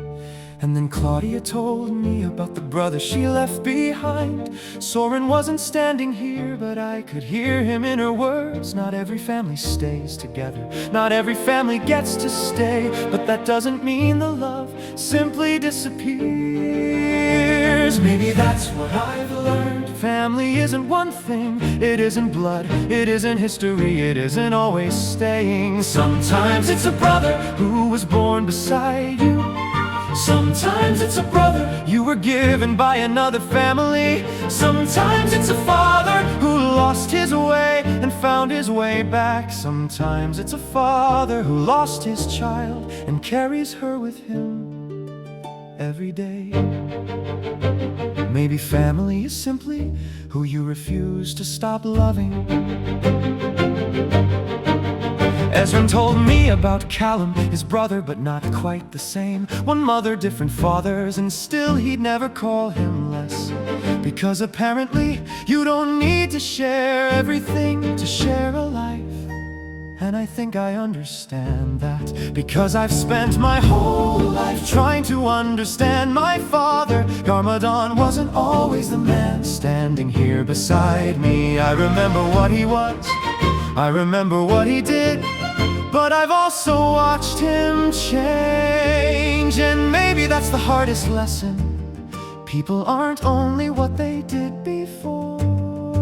Sometimes the person who hurt you most can become the person who helps you heal. Maybe that's what I've learned. Love doesn't erase the damage, forgiveness doesn't erase the past. But neither does the past have to decide what comes next. A brother can hurt you and still be your brother. A father can fail you and still find his way home. A child can be lost and still live inside the person who loved them. Maybe family is what remains when everything else is gone. And then there's Aravos. I didn't know what to think of you. An ancient elf, a former enemy, a father carrying a grave no one else could see. You talked about your daughter like she was still beside you. Not because you didn't know she was gone, because knowing she's gone didn't make loving her disappear. And somehow you changed. Not because someone defeated you, not because someone forced you. You chose to become something different. That's what all of you have been showing me. Thor and Loki, Claudia and Soren, Ezran and Callum, my father and me, Aravos and his daughter. Different families, different losses, different kinds of love. But every story kept coming back to the same choice. What do we do with what happened to us? I think I finally know why all of you came here. Maybe not why the world's crossed, maybe not why we're standing in a world that isn't ours. But I know what happened after we met. You changed, I changed, and somewhere between all the arguments, the stories, the grief, and the impossible things that somehow became normal, you stopped being strangers, you became my people. So when the Overlord comes, I'm not looking behind me to see if anyone is still here. I already know you're here. So let the darkness come, let him bring everything he thinks will break us. He's fought me before, he knows my world, but he doesn't know this one. He doesn't know what happens when people who have lost everything still choose to stand together. He doesn't know what we've learned, he doesn't know what we've become. And this time neither do I, but I'm ready to find out. I don't know if we'll win, I don't know what happens when worlds collide again. I don't know why we were chosen, and I still don't know where the ninja went. But I know we'll find them. We always find our way back to the people we're supposed to protect. So we face the Overlord together, not because we're the same, because we're different and we learn from each other, because brothers taught us how to fight and forgive, because fathers taught us that people can change, because loss taught us that love doesn't disappear, because every one of you carried something here, and somehow you helped me carry mine. So we should find the other ninja. We still need to know where they went. But maybe we can defeat the Overlord ourselves first. Then we'll find them. And when we do, I'll have a lot to tell them. Because somehow I finally understand what all of you were trying to teach me. Let's go. Let's go.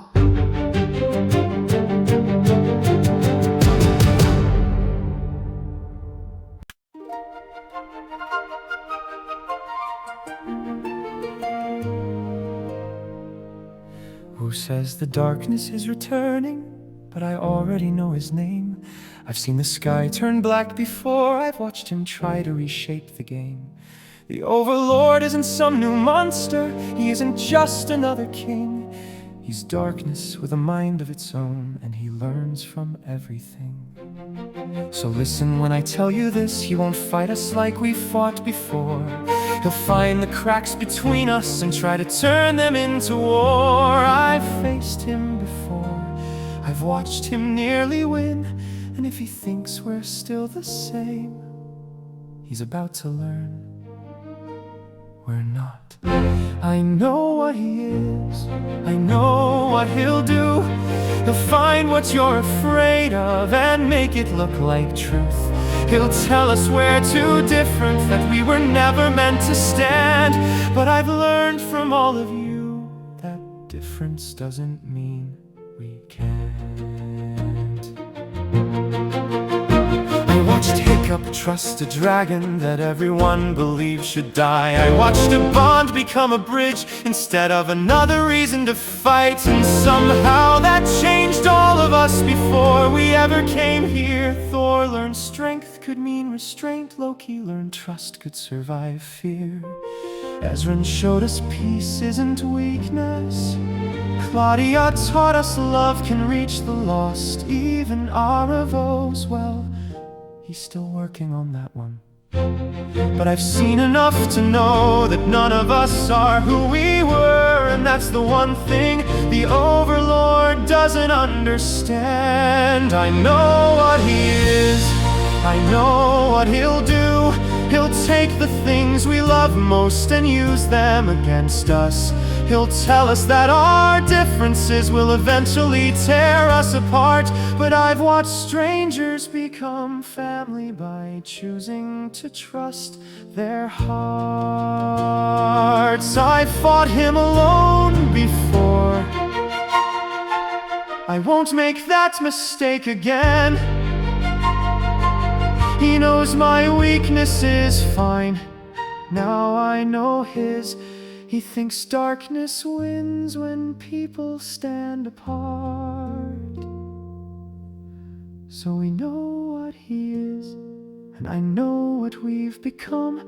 He may have beaten us before, but we're not fighting as just one.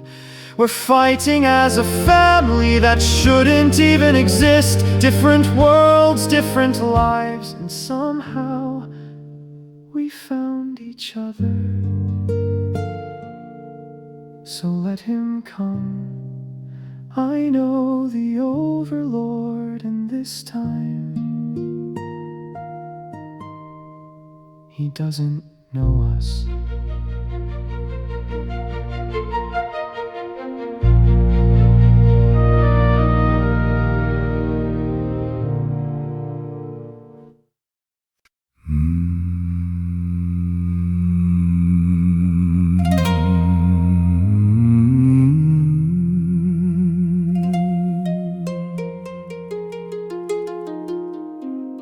I have lived for many years, and still the world finds ways to surprise an old man.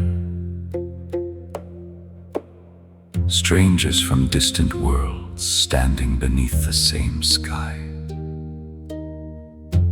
Brothers who fight, brothers who forgive, children who carry the weight of those who came before them. I have watched all of you trying to understand one another. Perhaps that is enough for now. We do not always need to know where a road began to know where it leads. So walk the road before you. Do not wait for me to tell you every step. You have listened, you have learned, you have changed. That is what I hoped for. Not obedience, understanding. Not answers, wisdom. Lloyd, I have watched you listen to these stories. Thor and Loki with all their endless fighting. Claudia and Soren separated by choices neither of them could easily escape. Ezran and Callum, two brothers who share a mother and a bond that needs no explanation. You began by asking why they were different. Now you ask what they have learned. That is progress. Even if you did take rather a long time. And then there is my brother, Garmadon. We have walked this world longer than most could imagine. We were young, when kingdoms were young. We have watched generations rise and disappear. We have fought, we have disagreed. We have stood on opposite sides of the same battlefield, and still he is my brother. Time does not make that disappear, not even when everything else changes. Perhaps that is why I understand Loki and Thor more than I first realized. Brothers may walk very different paths, but the bond remains. Family is not always peaceful. Sometimes it argues, sometimes it hurts, sometimes it takes centuries to understand what was always there. But love does not become false simply because it becomes difficult. I have learned that from my brother, and perhaps you have learned it too. Aravos, you are ancient as well, older than most kingdoms, older than most memories. And yet you carry your daughter as though the years have never passed. I cannot tell you what your grief means, I will not pretend that I can. But I have watched you choose what to do with it, that choice matters. Perhaps more than where you came from. None of us knows why the worlds have crossed. Perhaps we will learn, perhaps we will not. For now, there is a darkness approaching, and whatever brought us here, it has given us this moment, not an answer, a choice. The Overlord is coming, Lloyd knows him. The rest of you have learned what you can. And now I see something I have spent many years hoping to see. You are no longer waiting for someone to tell you what to do. You are standing together, that is enough. A teacher does not walk every road with the students. Eventually, he lets them choose the path. So go! Stand together, fight together, and remember what you learned from one another. Not because I told you, because you listened, because you understood, but because somewhere along the way, you stopped being strangers. Garmadon, my brother, whatever happens next, I am glad I will not have to face it alone. And Lloyd, neither will you. That is something worth remembering. The darkness is coming, let it come. We have faced darkness before. We know what it can take. We also know what it cannot take unless we surrender it. Our choices, our bonds, our willingness to stand beside one another, those belong to us. I do not know why you were brought here. I do not know who or what made these worlds meet. Perhaps one day we will understand, but that question can wait for now. There is a battle ahead, and I believe you are ready. Go. I will see you when the road brings us together again. And knowing my brother, it probably will.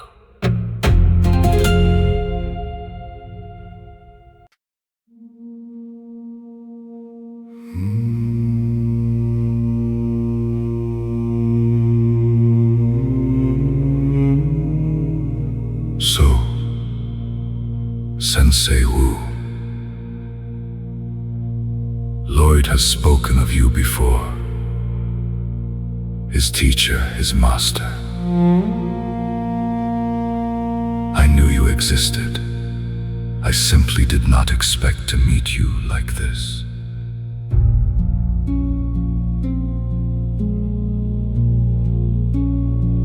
You speak of roads that must be walked alone.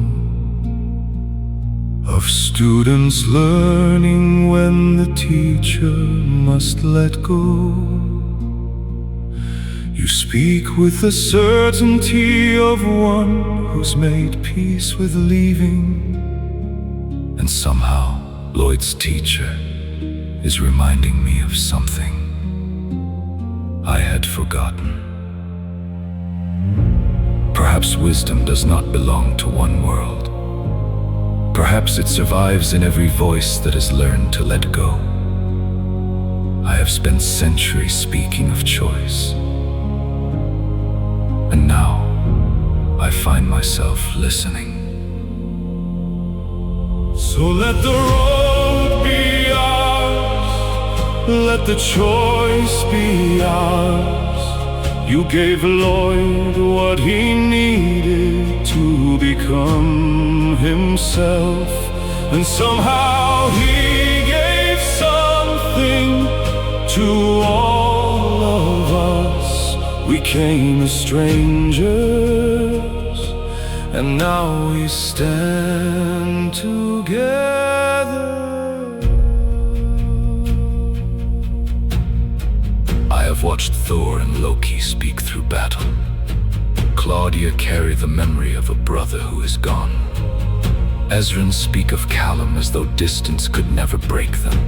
Different bonds, different wounds, yet somehow the same lesson.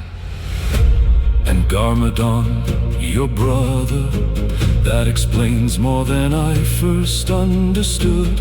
You fought beside him, fought against him, and still remained brothers. I understand that more than I would like. Time does not erase grief, nor does it erase love. Sometimes it only teaches us how to carry both. Perhaps that is what we have all been learning. So let the road be ours, let the past remain behind us. Not forgotten, not excused, but understood. We are not who we were when we arrived, and neither are you. You speak of Lloyd with the quiet pride of a teacher, the kind who knows his student no longer needs his hand. I recognize that look, though it is strange to find myself standing in the place of the teacher while speaking to the teacher. Perhaps that is what you came to see, not whether Lloyd still needs you, but whether what you gave him would remain after you were gone. It has I have seen it. We do not know why these worlds have crossed. No prophecy has explained it. No answer has revealed its purpose. We only know that it happened, and for now, that must be enough. There are mysteries that can wait. There are questions that deserve answers.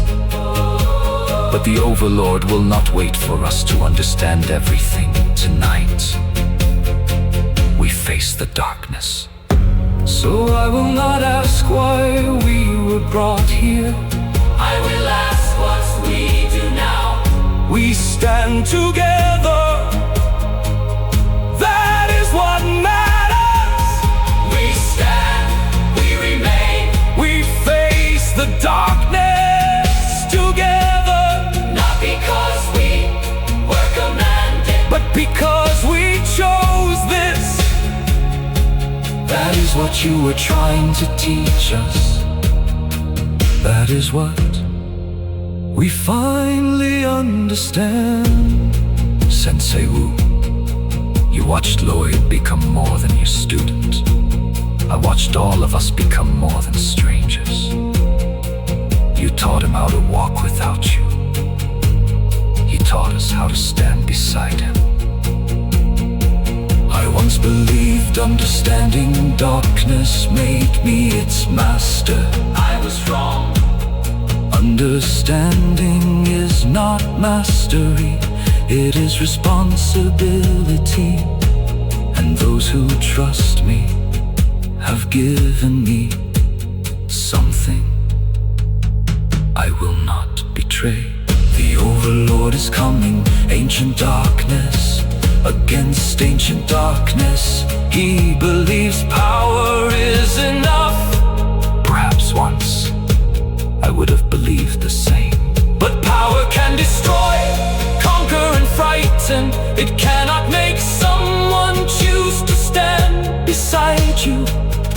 That must be given, and we have given it to one another. So, Sensei Wu, rest. Your student is ready. Your brother stands beside him. And those you never expected to meet stand beside them both. I remember you now. Lloyd's teacher, Garmadon's brother. You remained only to see whether your student could walk alone. He can, and perhaps so can we. The darkness waits, let it come. We will carry what you taught him and what he taught us.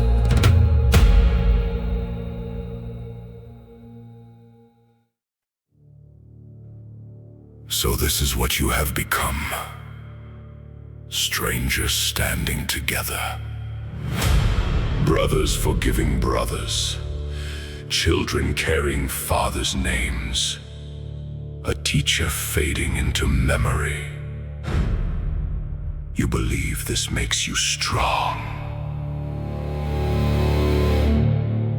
How touching.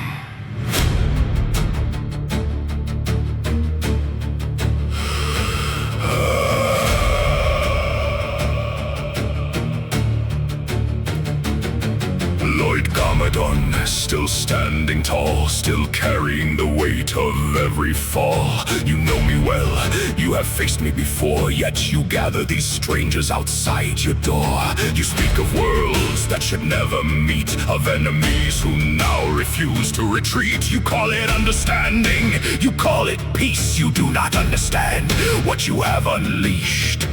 You think your bonds will make you whole. You think compassion protects the soul. But darkness does not care what you love. It only waits for you to give enough. I am the Overlord. I am the shadow without end. You found each other in the darkness, so you believe the dark can bend. You built your strength from one another. You turned your wounds into a chain. You think that makes you stronger. I will teach you fear again.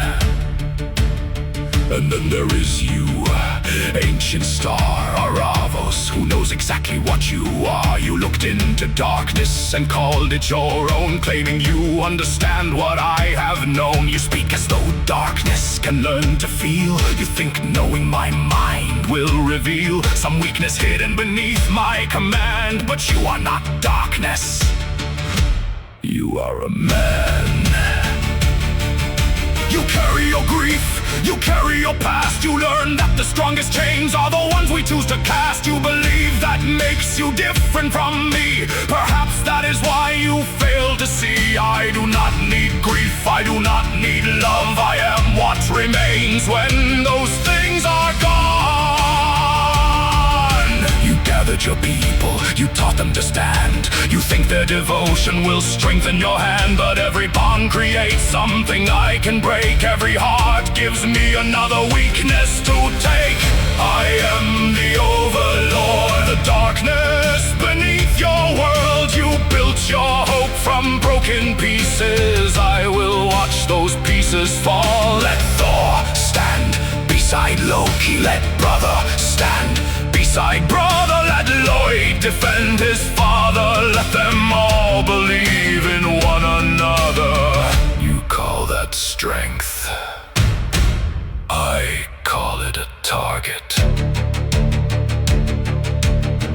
say woo, your ghostly words were softer than the coming storm.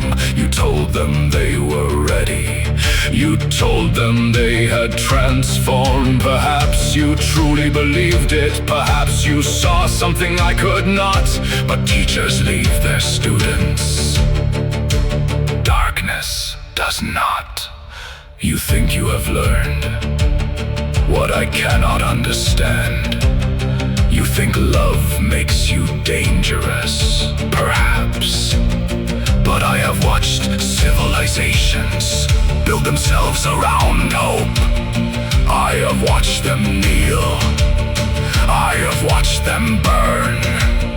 And every world eventually learns the same lesson: everything ends.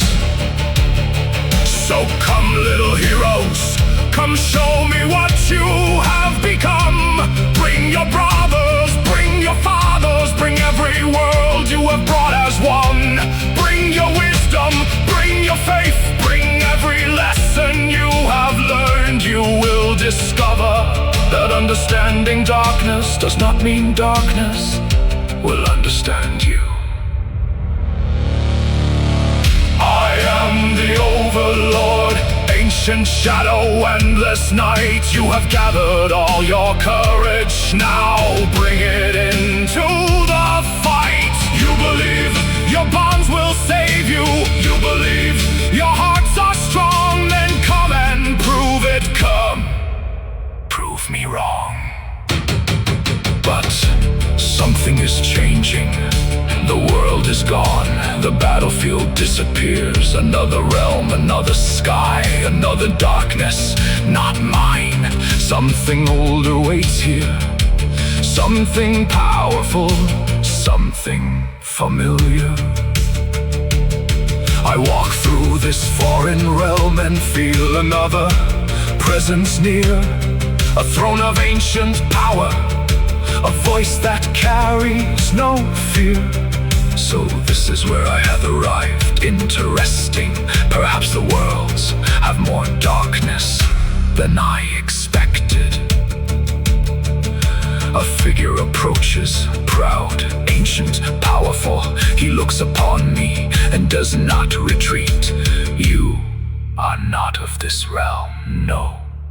But you carry power, so do you. A silence, then recognition. Not friendship, not trust, something far more useful. Opportunity. I am the Overlord, and you are something else.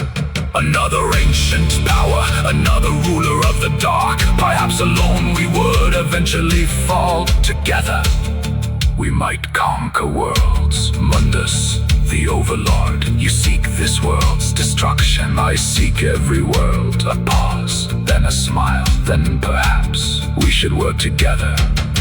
The darkness is found, another darkness, and Saga 2 begins.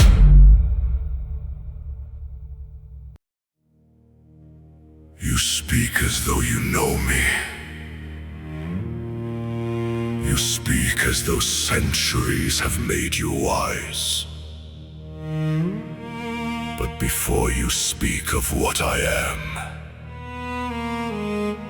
you should learn what stands before you.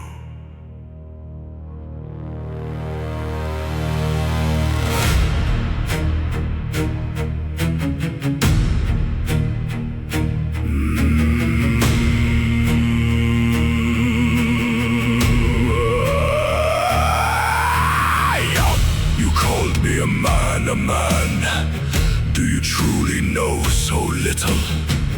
I am not a man, I was never a man. I am an elf of the heavens, a child of the stars. Older than your kingdoms, older than the names you give your gods. Do not place me among mortals and pretend you understand what you see. You wanted to insult me, you succeeded.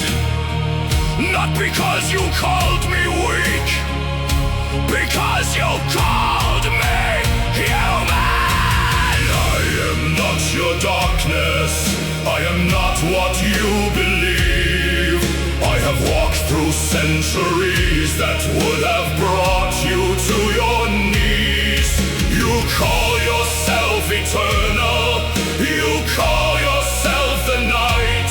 Yet you needed one mistake to reveal what frightens you.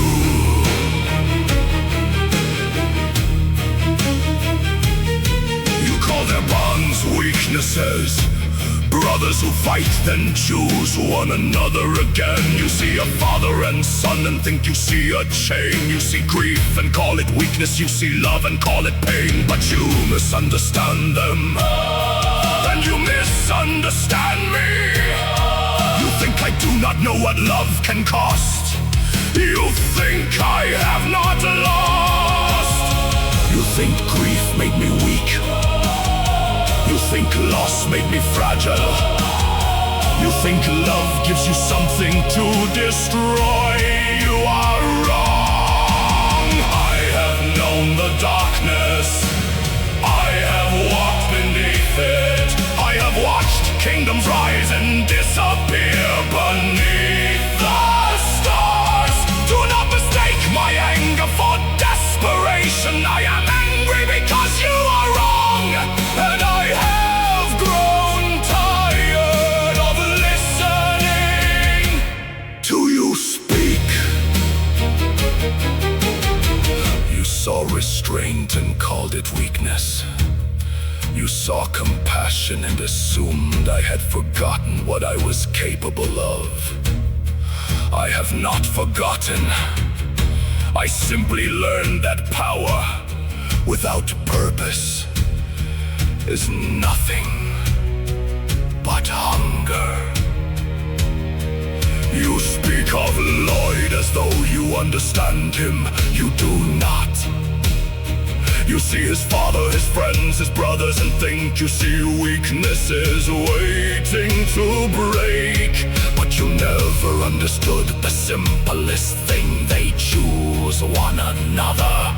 You thought that love made them vulnerable. Instead, it gave them a reason to stand. You are the darkness. I have known the dark. You are the shadow that believes itself eternal. I have watched empires vanish without a sound. You wanted me to stand alone. You failed. You wanted them divided. You created unity. Yes. I am angry. Look at me. Believe that you have finally found the monster beneath the calm. Believe that you have pushed an ancient being beyond reason. Believe it. Let that thought comfort you. Because while you are watching my anger, you are not watching your own fear.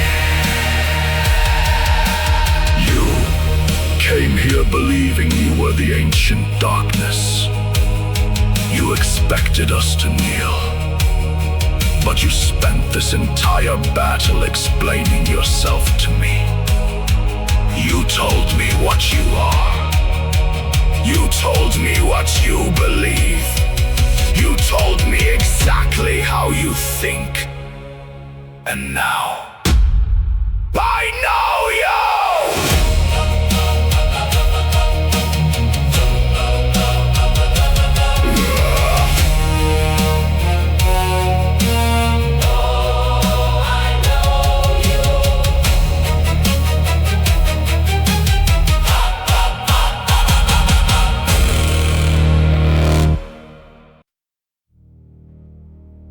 So, the ancient elf has found his voice.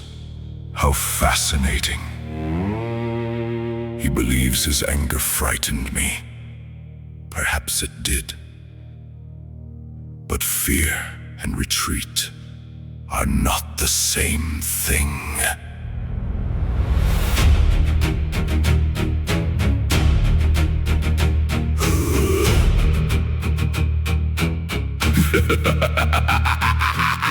You called me ancient. You called me darkness. You told me that eternity does not make me invincible. How noble, how predictable. You think understanding me means you have defeated me. But you have only learned what I already knew. You fight with bonds. You fight with love. You believe choosing one another makes you stronger. Perhaps it does. But every bond is also a door. You said I misunderstood you. Perhaps I did. But you misunderstand me as well. You think I came here to destroy you? No! I came here to learn you! So scream, Barabbas! Let the heavens hear your fury. Tell yourself that you drove me away.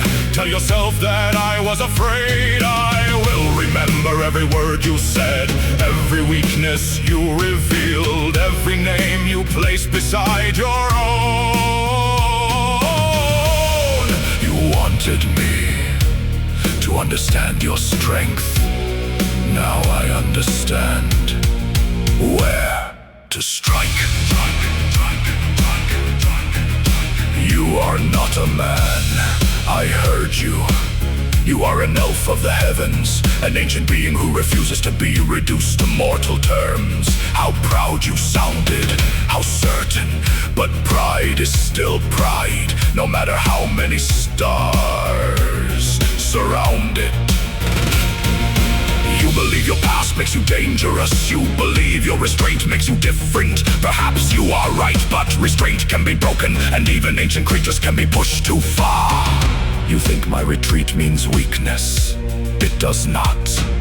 Sometimes darkness leaves the room so it can return from somewhere unexpected. So stand together. Hold your brothers. Protect your fathers. Gather every wounded soul. You have taught to trust again. I will not break that bond tonight. I will simply find something strong enough to break it for me. Something is happening. The world is changing around me. The darkness beneath this realm feels different from my own. A gateway, a tear, another world, and through it, I feel something. Something ancient, something furious, something that has ruled where monsters kneel. Interesting. Perhaps I have not been defeated. Perhaps I have simply arrived where I was meant to be. I see a throne, I see a kingdom built in darkness. I see demons gathered beneath the power that once demanded their fear. And there he stands, Mundus, another ruler, another ancient power, another being who believes the world belongs to him. How fortunate. You wanted me gone. You wanted me afraid. You wanted to believe that your little alliance had won. But I have crossed into another realm, and here I have found something far more useful than victory. An enemy, a king, a god of demons. Perhaps we have more in common than either of us realizes. Mundus, you have an enemy. I have an enemy, and perhaps we have just found the same one. So let us see what happens when darkness stops fighting alone.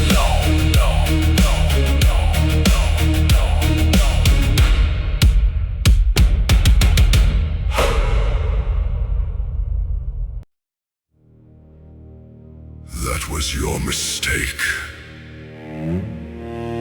You thought understanding was my weakness. You forgot that it is my weapon. You handed me everything I needed.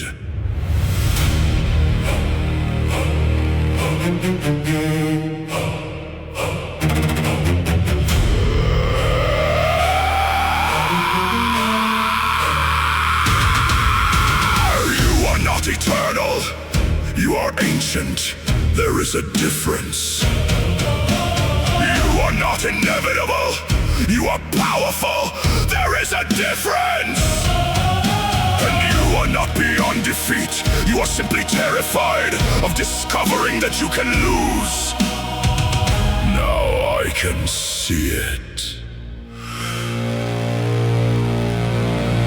Look at them. Lloyd is still standing. Garmadon is still standing. Thor and Loki stand together. Claudia remains beside us.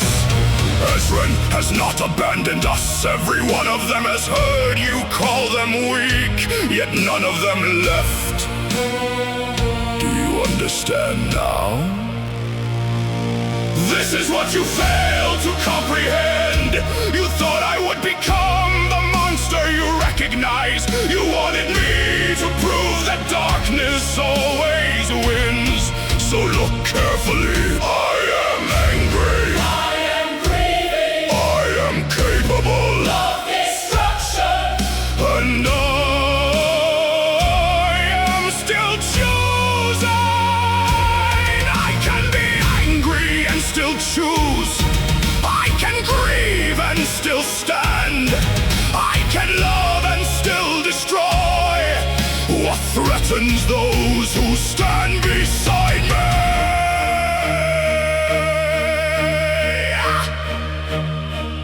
You mocked Sensei Wu. You called his words a lesson in weakness. Yet his student stands beside us. His brother stands beside him. Every person you called a weakness has become another reason for them to remain. You wanted division. You created defiance. You wanted Lloyd afraid. You wanted Garmadon divided. You wanted brothers turned against brothers. You wanted grief to become a weapon. But look at them now. They are still here. Not because they were forced to stay. They chose to. That is the difference between us. You command, they choose. You threaten, they stand. You break, they rebuild. You are the overlord, so act like one. Stop hiding behind the word darkness. Stop pretending eternity makes you invincible. You wanted to know what makes me dangerous. This, I can be angry and still choose. I can love and still stand. So flee, go. Tell yourself that you escaped because you chose to leave. Tell yourself you will return when the time is right. Tell yourself anything you need. But remember this moment. You came to break us. Instead, you reminded us why we stand together. You came expecting to break me. You only reminded me what I am. I am not your monster. I am not your equal. I am not your darkness. I am horrible. I am not your monster. I am not your equal. I am not your darkness. I am horrible. I am an elf of the heavens, a child of the stars, and you have discovered that ancient darkness can still be afraid. Go! Run to whatever darkness will have you. We will be waiting. And when you return,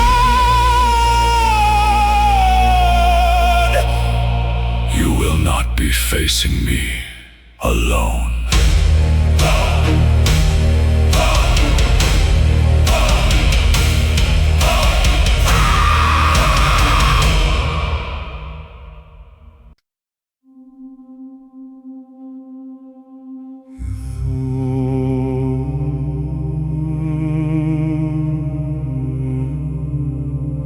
You thought it was pride. You thought it was anger. You thought I spoke of myself to make myself seem greater than you. You still do not understand.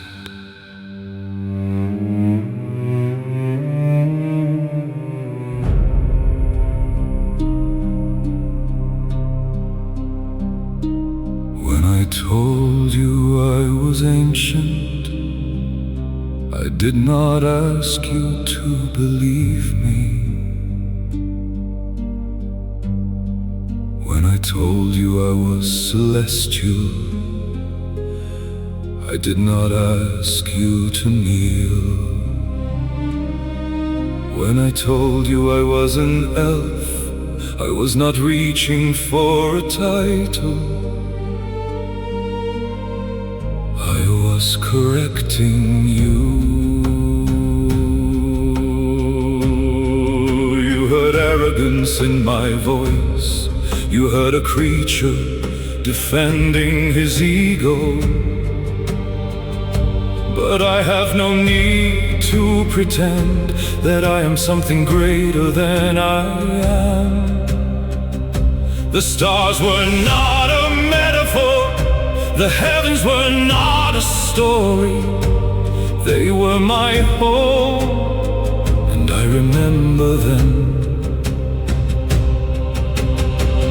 You called it pride because you could not comprehend it. You called it vanity because the truth was too large. It was never pride. It was never a boast. I did not make myself ancient. I simply survived. I have watched kingdoms disappear. I have watched ages turn to dust. I have watched the heavens change while I remained. That is not pride. That is memory. You saw my anger and believed you had broken my restraint. You thought the screaming meant an ancient creature had finally lost control. But listen carefully. Even in my anger, I was choosing every word. even in my fury, I was watching you you mistook restraint. for something you had destroyed. You thought I was becoming a monster. You thought you had finally pushed me too far. But you only saw what I allowed you to see. It was never pride. It was never weakness. I know exactly what I am capable of. That is why I choose restraint. Power does not need to prove itself. Power does not need your fear. And I do not need your belief to remain what I am. You called me a man. That was the insult. Not because mortals are beneath me, not because I despise them, but because you looked at something you could not understand and forced it into something familiar. I am not a man. I am an elf of the heavens, a child of the stars, a survivor of ages, a witness to worlds that no longer exist. You thought I was discarded.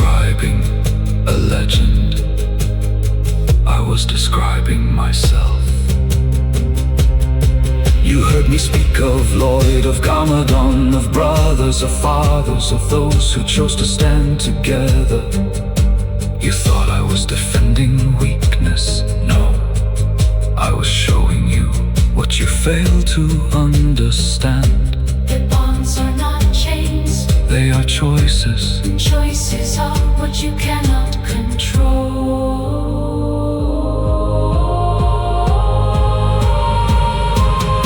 It was never pride, it was never a performance.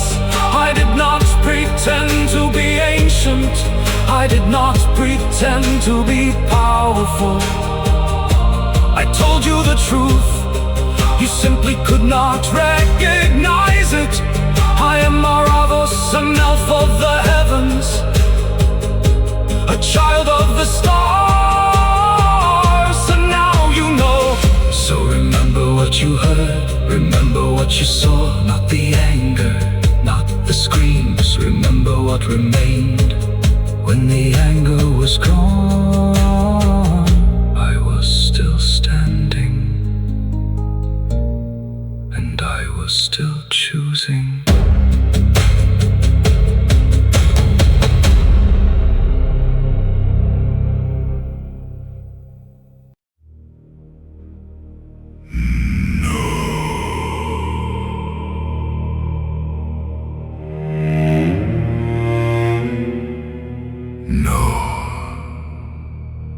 That cannot be.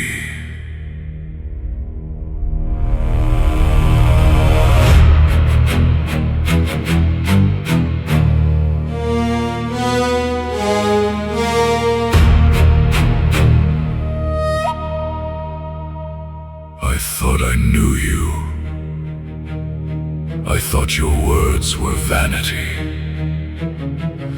I thought your stars were decoration. Your ancient name a crown you gave yourself. But you weren't boasting, you weren't pretending. You were telling me the truth, and I did not understand.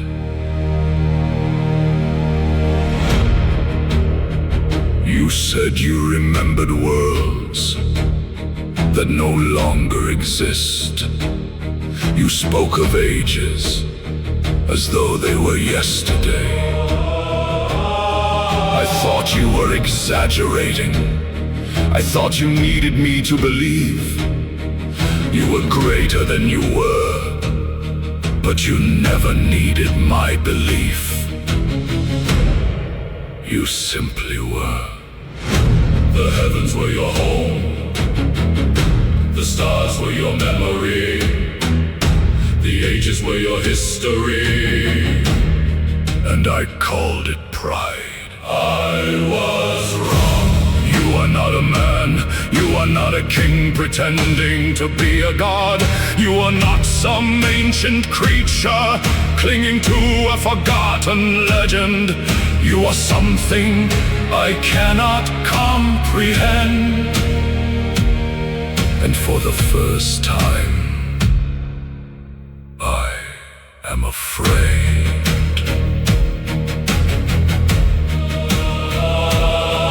You screamed, and I thought I had finally broken you. But even then you were choosing. You let me believe you had lost control. You were watching me. Every word, every reaction, every mistake. You were never cornered. I was. I thought I was studying you. I thought I was learning your weaknesses. All this time you were learning mine. I was wrong. The darkness does not frighten you. The ancient does not fear the ancient, and eternity does not impress you. Because you have seen things I cannot name. You have survived things I cannot imagine, and you stood there as though none of it needed explaining. I called myself eternal. You never challenged the word. simply looked at me. Now I understand why. To you, my eternity is nothing remarkable. My darkness is not unique. My power is not incomprehensible. But yours is. What are you? No, that is the wrong question. I already know, you told me. I simply refuse to listen. An elf of the heavens, a child of the stars, a being who remembers worlds that existed before my darkness had meaning. And I thought I could break you. I was wrong. For the first time, the darkness feels fear. Not fear of death, not fear of defeat. Fear of understanding that there are things older than the darkness itself. You did not need to destroy me. You only needed me to understand you. And now I do know something is happening. The world is tearing apart. I am being pulled away. Another realm, demons, a different darkness, a different power, Mundus. If I cannot defeat our foes, then I will find something that can. Let the heavens keep their ancient elf. I will find a darkness old enough to challenge him.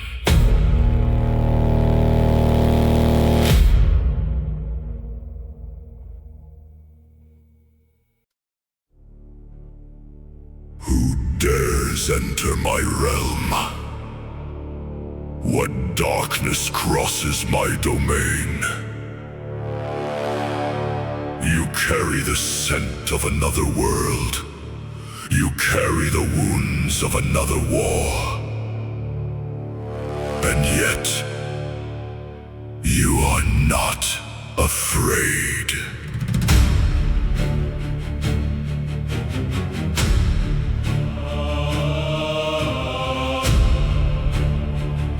I know the sound of power. I know the weight of darkness. I have ruled where demons kneel and watched mortals beg for mercy. Yet you arrive here, speaking of another creature, an ancient elf, a being you could not defeat. Interesting.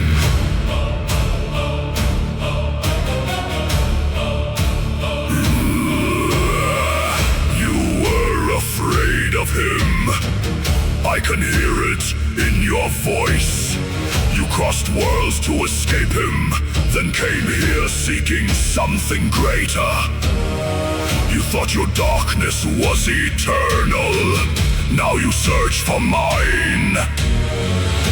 Perhaps you have finally learned what every mortal eventually learns. There is always something strong. You entered my realm. You crossed into my kingdom. You brought your enemy to my door without even knowing my name. You want my power. You want my army. You want me to help you destroy him. Then tell me, what makes this elf worth fearing?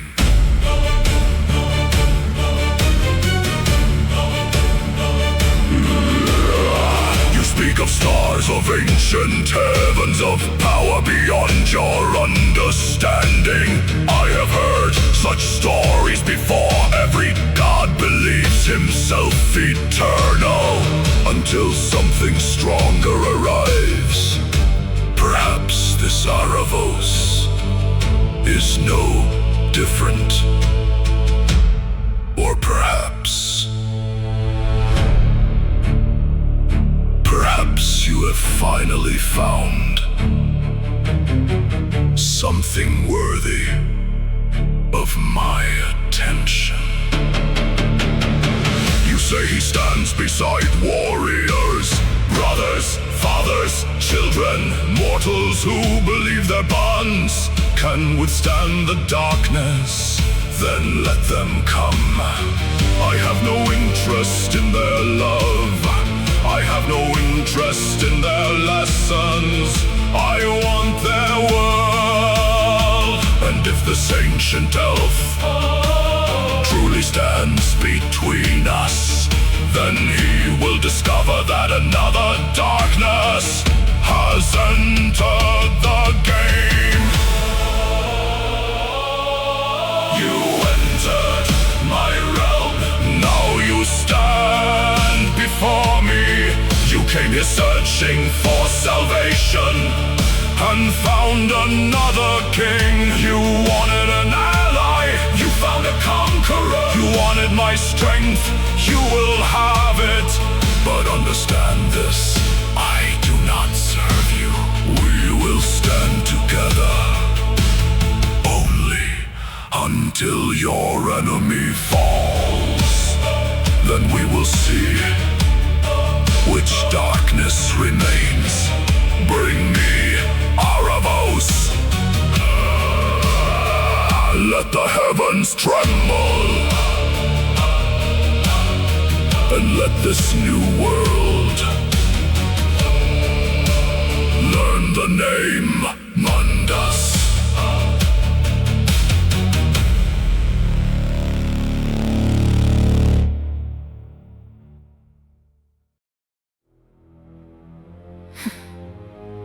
Okay. What the fuck is going on?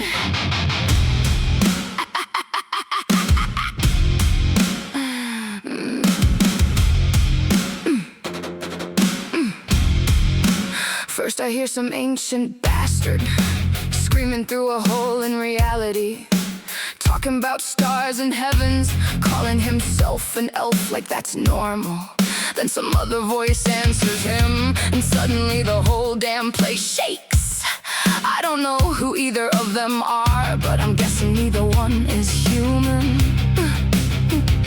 The elf keeps screaming, and somehow that's the least weird part. He's talking like he's older than time, like the fucking universe belongs to him. Then the other one starts talking back, all smug and dark and full of shit. Apparently he thinks he's some eternal evil. Great, another one. But then something changes. The dark voice gets quieter, not calmer. Scared! What the fuck did that elf just do? He didn't kill him, he didn't even hit him. He just talked, and suddenly the scary bastard sounds terrified. I don't know what kind of monster does that, but I'm starting to think the elf might be the worst one. Then the elf says he's not a man, he's an elf from the heavens. Okay, sure, I've heard stranger shit, but the way he says it, that's not bragging. That's someone correcting an idiot who just called a wolf a dog, and somehow that makes it worse. Then the dark one's talking again, trying to convince himself he's still in control, talking about finding another power, talking about another world, like that's supposed to make me feel better. It doesn't, because if that thing is running from the elf and he's looking for something stronger, what the hell does that make the elf? What the fuck is going on? How many ancient assholes are there? One screaming about the heavens, one trotting from him, and now something else is opening up. I don't know their names, I don't know their history, I don't know which one started this shit. I just know I don't want any of them here. And before anyone asks, no, I don't know what an Aravos is. I don't know what an overlord is. I don't know why they sound like they've been fighting since the beginning of time. I wasn't there. I don't know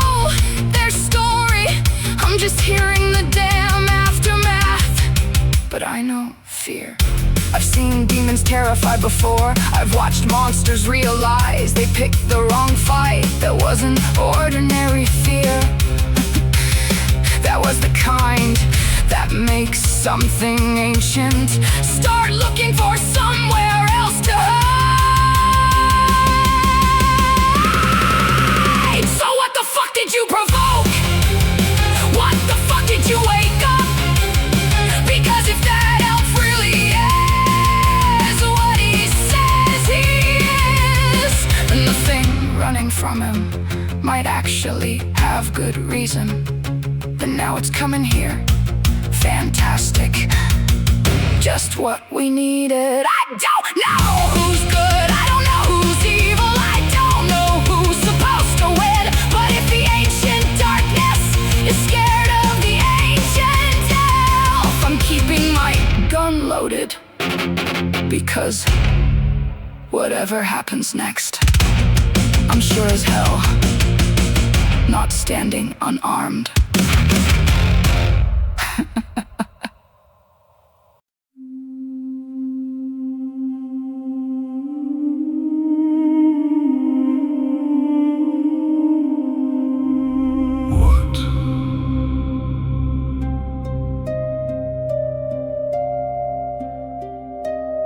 I have endured ancient darkness. I have watched worlds tremble. I have spoken with kings, gods, warriors, and ghosts. And yet, who is this woman?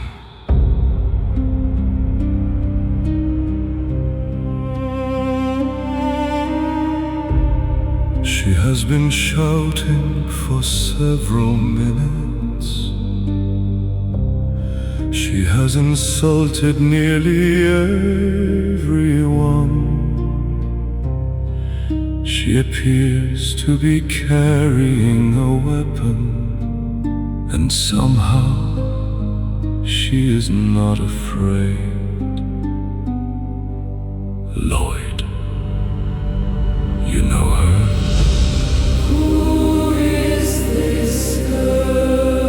Why is she yelling? Why does she seem Completely unimpressed. she has no knowledge of our history? No understanding of what has happened. And yet somehow she is still here.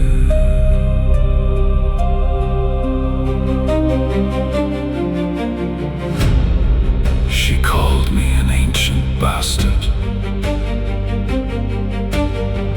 I believe that was an insult, though technically I suppose she is not entirely wrong. Perhaps I should ask her name.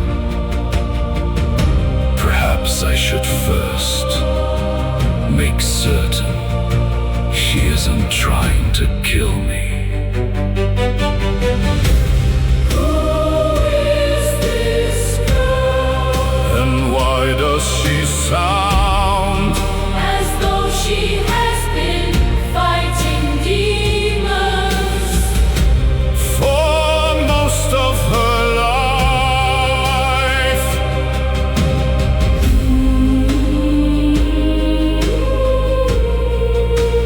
Interesting. I suspect we will be speaking again.